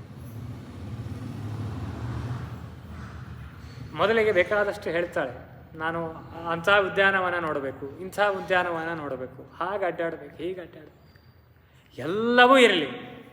ಒಂದು ಅವಸ್ಥೆಯಲ್ಲಿ ಇದು ಯಾವುದೂ ಇಲ್ಲ, ಹಾಗೆಯೂ ಇರಲಿ, ಆಗಲೂ ಇರ್ತೀವಿ. ಎಷ್ಟು ದಿವಸ? ಏವಂ ವರ್ಷ ಸಹಸ್ರಾಣಿ ಶತಂ ವಾಹಂ ತ್ವಯಾ ಸಹ. ನಿನ್ನ ಜೊತೆಗೆ ಸುಖದಿಂದ ಇರೋದು ಹಂಗಿತ್ತಂದ್ರೆ 100 ವರ್ಷ ಸುಖದಿಂದ ಇರಲಿಕ್ಕೂ ನಾನು ರೆಡಿ. ಏನೂ ಇಲ್ಲ, ಕಾಡಿನಲ್ಲಿರಬೇಕು, 100 ವರ್ಷ ಆದರೂ ನಿನ್ನ ಜೊತೆಗೆ ಹಾಗಿರ್ಲಿಕ್ಕೂ ನಾನು ರೆಡಿ. ಎಂಥ ಹೆಂಡತಿ ಇರಬೇಕು ನೋಡಿ. ವ್ಯತಿರಿಕ್ತಂನ ವೇತ್ಸಾಮಿ ಸ್ವರ್ಗೋ ನಹಿಮೇ ಮತಃ. ನೀನಿಲ್ಲ ಅಂತಂದರೆ ಸ್ವರ್ಗವೂ ನನಗೆ ಬೇಡ. ನೀನಿದ್ದಾಗ ಸುಖವಾಗಲಿ ಬಹು ದುಃಖವಾಗಲಿ, ಆದರೆ ಸಖ ನೀನಾಗಿರು ಪಾಂಡುರಂಗ. ಸೀತೆ ಹೇಳಿದ ಮಾತದು. ಸುಖವಾಗಲಿ, ಬೇಕಾದಷ್ಟು ಸುಖ ಇರಲಿ, ನೀನಿದ್ದಾಗ ಆ ಸುಖ ಇರಲಿ, ದುಃಖ ಇರಲಿ, ಬೇಕಾದಷ್ಟು ದುಃಖ ಇರಲಿ, ಅದರ ಜೊತೆಗೆ ನೀನು. ಇದು ಹೆಂಡತಿ ಗಂಡನಿಗೆ ಹೇಳುವಂತಹ ಮಾತು. ಸ್ವರ್ಗೇಪಿ ಚ ವಿನಾವಾಸ ಭವಿತಾ ಇದಿ ರಾಘವ ತ್ವಯಾ ಮಮ ನರ ವ್ಯಾಘ್ರ ನಾಹಂ ತಮಸ್ಸಿ ರೋಚಸಿ. ಎಂದೆಂದಿಗೂ ನೀನು ಬಿಟ್ಟನ್ನು ನಾನು ಇರಲಿಕ್ಕೆ ಸಹಿಸಲಿ. ಹೀಗೆ ಅನೇಕ ಮಾತುಗಳಿಂದ ರಾಮಚಂದ್ರ ಸೀತೆಯ ಅಲ್ಲಿ ಸಲ್ಲಾಪ ನಡೀತದೆ. ಕೊನೆಗೆ ಸೀತೆ ಕೇಳೋದಿಲ್ಲ. ರಾಮಚಂದ್ರ ಎಷ್ಟು ಸಮಾಧಾನ ಪಡಿಸ್ತಾನೆ ಕೇಳೋದು. ಸೀತೆ ನಾನು ಬರ್ತೇನೆ ಅಂತ ಸಿದ್ಧಳಾಗ್ತಾಳೆ. ಆಯಿತು ಅಂತ ಇಬ್ಬರೂ ಕೂಡಿ ಮತ್ತೆ ಹೋಗಿ ತಾಯಿಯ ಆಶೀರ್ವಾದವನ್ನು ಪಡಿಬೇಕು ಅಂತ ಮತ್ತೊಮ್ಮೆ ಹೋಗ್ತಾರೆ. ಮತ್ತೆ ಅಲ್ಲಿಂದ ಕೌಸಲ್ಯ ಅವಸ್ಥೆಯನ್ನು ನೋಡಿ ಬರ್ತಾರೆ. ದಶರಥ ಮೂರ್ಛಿತನಾಗ್ತಾನೆ. ಇಡೀ ಪ್ರಜೆಗಳಿಗೆ ಮಂತ್ರಿಮಂಡಲಕ್ಕೆಲ್ಲ ತಿಳಿಸ್ಬೇಕು ಅಂತ ರಾಮಚಂದ್ರ ಹೊರಟು ಬರ್ತಾನೆ. ಎಲ್ಲರಿಗೂ ತಿಳಿಸಿ ರಥವನ್ನು ಏರಿ ಸೀತೆ ರಾಮಚಂದ್ರ ರಥವನ್ನು ಏರಿ ಹೊರಡ್ತಾರೆ. ಹೊರಟಾಗ ಇಡೀ ಅಯೋಧ್ಯೆ ಬೆನ್ನತ್ತಿ ಬಂತಂತ. ಇಡೀ ಅಯೋಧ್ಯೆ ಬೆನ್ನತ್ತಿ ಬಂತು. ಕೈಕೇಯಿ ದಶರಥ ಒಬ್ಬ ಮೂರ್ಛಿತನಾಗಿ ಬಿದ್ದವ. ಮಂಥರೆ 3 ಜನ ಉಳಿದ್ರಂತೆ ಅಯೋಧ್ಯೆಯಲ್ಲಿ. ಇಡೀ ಅಯೋಧ್ಯೆ ರಾಮನ ಹೊರಟ ನಿಂತಾಗ ಅವನ ಹಿಂದೆ ಬಂದಿತ್ತಂತೆ. ಎಷ್ಟು ಪ್ರಜೆಗಳ ಪ್ರೀತಿಯನ್ನು ರಾಮಚಂದ್ರ ಪಡೆದಿದ್ದ, ಗಳಿಸಿದ್ದ. ಹೇಗೆ ವ್ಯಕ್ತಿ ತಾನು ಇಡೀ ರಾಜ್ಯದ ಬಿಡ್ರಿ ಮನಿ ಮಂದಿ ಪ್ರೀತಿ ಗಳಿಸಿದ್ರೆ ಸಾಕಾಗ್ಯದ್ರಿ. 4 ದಿನ ಎಲ್ಲರೇ ಊರಿಗೆ ಹೋಗಿ ಬರ್ತೀವ್ರು, ತೊಲಗಪ್ಪ ಮಾರಾಯ ಅಂತ ಅನ್ನೋ ಹಂಗಾಗಿರ್ತದೆ ನಮ್ಮ ಪರಿಸ್ಥಿತಿ. 4 ದಿನ ಆರಾಮಿರ್ತೀವಿ, ನೀನು ಕಾಟಿರೋದಿಲ್ಲ ಅಂತಂತಿರ್ತಾರೆ ನಮ್ಮ ಹೆಂಡಂದ್ರೆ. ಅಷ್ಟು ಕಡ್ರಿರ್ತೀವಿ ನಾವು. ರಾಮಚಂದ್ರ ಹೊರಟು ನಿಂತಾಗ ಇಡೀ ಅಯೋಧ್ಯೆ ಖಾಲಿಯಾಗಿತ್ತಂತ, ಯಾರೂ ಇದ್ದಿದ್ದಿಲ್ಲಂತ. ಯಾರ್ಯಾರು ರಾಮಾಯಣ ವರ್ಣನೆ ಮಾಡ್ತದೆ, ನಡಿಲಿಕ್ಕೆ ಆಗ್ತಿರ್ಲಿಲ್ಲ ಅಂತ ಎಷ್ಟೋ ಜನಕ್ಕೆ. ಇನ್ನು ಇಬ್ಬರ ಹೆಗಲ ಮೇಲೆ ಕೈ ಹಾಕಿ ಬಂದಿದ್ದಾರಂತ ರಾಮನ ಬೆನ್ನತ್ತಿ. ರಾಮನಿಲ್ಲದ ಅಯೋಧ್ಯೆ ನನಗೆ ಬೇಡ ಅಂಥೇಳಿ ರಾಮಾಯಣದಲ್ಲಿ ಆ ಮಾತಿದೆ. ವೃದ್ಧರು ನಡಿಲಿಕ್ಕೆ ಆಗ್ತಿರ್ಲಿಲ್ಲ, ಹೆಗಲ ಮೇಲೆ ಕೈ ಹಾಕಿ ಬಂದಿದ್ದಾರಂತ. ಇಷ್ಟೆಲ್ಲ ನಡೀತು. ಎಲ್ಲರೂ ರಾಮಚಂದ್ರ ಹಿಂದೆ ತಿರುಗಿ ಎಲ್ಲರಿಗೂ ಸಮಾಧಾನ ಪಡಿಸಿದ. ಯಾರೂ ಬರಬೇಕಾದದ್ದಿಲ್ಲ. ಕೈಕೇಯಿ ಹೇಳಿದ್ದು ನನಗೆ, ನಾನು ಹೋಗ್ತೇನೆ. ಸೀತೆ ನನಗೆ ಸಹಚರ ಧರ್ಮಿಣಿ, ಅವಳನ್ನು ನಾನು ಬಿಡುವಂತಿಲ್ಲ. ಅವಳು ನನ್ನ ಜೊತೆಗೆ ಬರ್ತಾ ಇದ್ದಾಳೆ, ನಾನು ಕರ್ಕೊಂಡು ಹೋಗ್ತಾ ಇಲ್ಲ. ನಿಮ್ಗೆ ಯಾಕೆ ಬರಬೇಕು? ನಾಳೆ ಭರತ ರಾಜನಾಗ್ತಾನೆ, ಯುವರಾಜನಾಗ್ತಾನೆ, ನಿಮ್ಮನ್ನೆಲ್ಲ ಸುಖವಾಗಿ ನೋಡಿಕೊಳ್ತಾನೆ. ನನಗಿಂತ ಒಂದು ಕೈ ಹೆಚ್ಚು ಸುಖವಾಗಿ ನೋಡ್ಕೊಳ್ತಾನೆ. ನೀವೆಲ್ಲ ಇಲ್ಲೇ ಇರಬೇಕು ಅಂತ ರಾಜ ಆಜ್ಞೆ ಮಾಡಿದ. ರಾಮ ಆಜ್ಞೆ ಮಾಡಿ ಕೇಳಲಿಲ್ಲ, ಯಾರು ಕೇಳಿ. ನೀವು ಎಲ್ಲಿರ್ತೀಯೋ ನಾವು ಅಲ್ಲೇ ಬರ್ತೇವೆ ಅಂತ ಎಲ್ಲರೂ ಹೊರಟಿದ್ದಾರೆ. ತಮಸಾ ನದಿ ಬಂತು. ರಾಮಚಂದ್ರ ರಾತ್ರಿ ಆಯಿತು, ಸಾಯಂಕಾಲ ಆಯಿತು ಅಂತ ಅಲ್ಲಿ ಇಳಿದು ಅನ್ನಿಕವನ್ನು ಮುಗಿಸಿ ಪ್ರಯಾಣವನ್ನು ನಿಲ್ಲಿಸಿದ್ದಾನೆ. ಅಲ್ಲಿಯೇ ಅವತ್ತು ವಿಶ್ರಾಂತಿಯನ್ನು ಪಡಿತೇನೆ ಅಂತ ಹೇಳಿ ಅಲ್ಲಿಯೇ ದರ್ಭ ಹಾಸಿ ರಾಮಚಂದ್ರ ಮಲಗಿದ. ಎಲ್ಲರೂ ಮಲಗಿದ್ದಾರೆ. ರಾಮಚಂದ್ರ, ಸೀತೆ, ಅವಳೇ ದುರ್ಗಾದೇವಿ ಎಲ್ಲರಿಗೂ ನಿದ್ದೆಯನ್ನು ತಂದಿದ್ದಾಳೆ. ರಾತ್ರಿ ತಮಸಾ ನದಿಯನ್ನು ದಾಟಿ ರಾಮಚಂದ್ರ ಹೊರಟು ಹೋಗಿದ್ದಾನೆ. ಲಕ್ಷ್ಮಣ ಮಾತ್ರ ಎಚ್ಚರ ಇದ್ದ. ಲಕ್ಷ್ಮಣ ಮಾತ್ರ ಬೆನ್ನತ್ತಿ ಬಂದಿದ್ದ. ಎಲ್ಲಿಗೆ ಬಂದ? ಗಂಗಾ ತೀರಕ್ಕೆ ಬಂದಿದ್ದಾನೆ. ಗುಹ ಎನ್ನುವಂತಹ ಅಂಬಿಗ, ಆ ಅಂಬಿಗನ ಸಹಾಯದಿಂದ ಗಂಗಾ ನದಿಯನ್ನು ದಾಟಿ ಚಿತ್ರಕೂಟವನ್ನು ರಾಮಚಂದ್ರ ಸೇರ್ತಾನೆ ಅನ್ನುವಂತಹ ವಿಚಾರವನ್ನು ಇಲ್ಲಿಯವರೆಗೂ ಅರ್ಧ ಭಾಗ ಅಯೋಧ್ಯಾಕಾಂಡ ನಡೀತದೆ. ಇನ್ನರ್ಧ ಭಾಗ ನಾಳೆ ನಾಡಿದ್ದು ನೋಡಿ ಮಂಗಳವನ್ನು ಮಾಡೋದು. ಹರೇ ನಮಃ. ಶ್ರೀಕೃಷ್ಣ ಅರ್ಪಣ.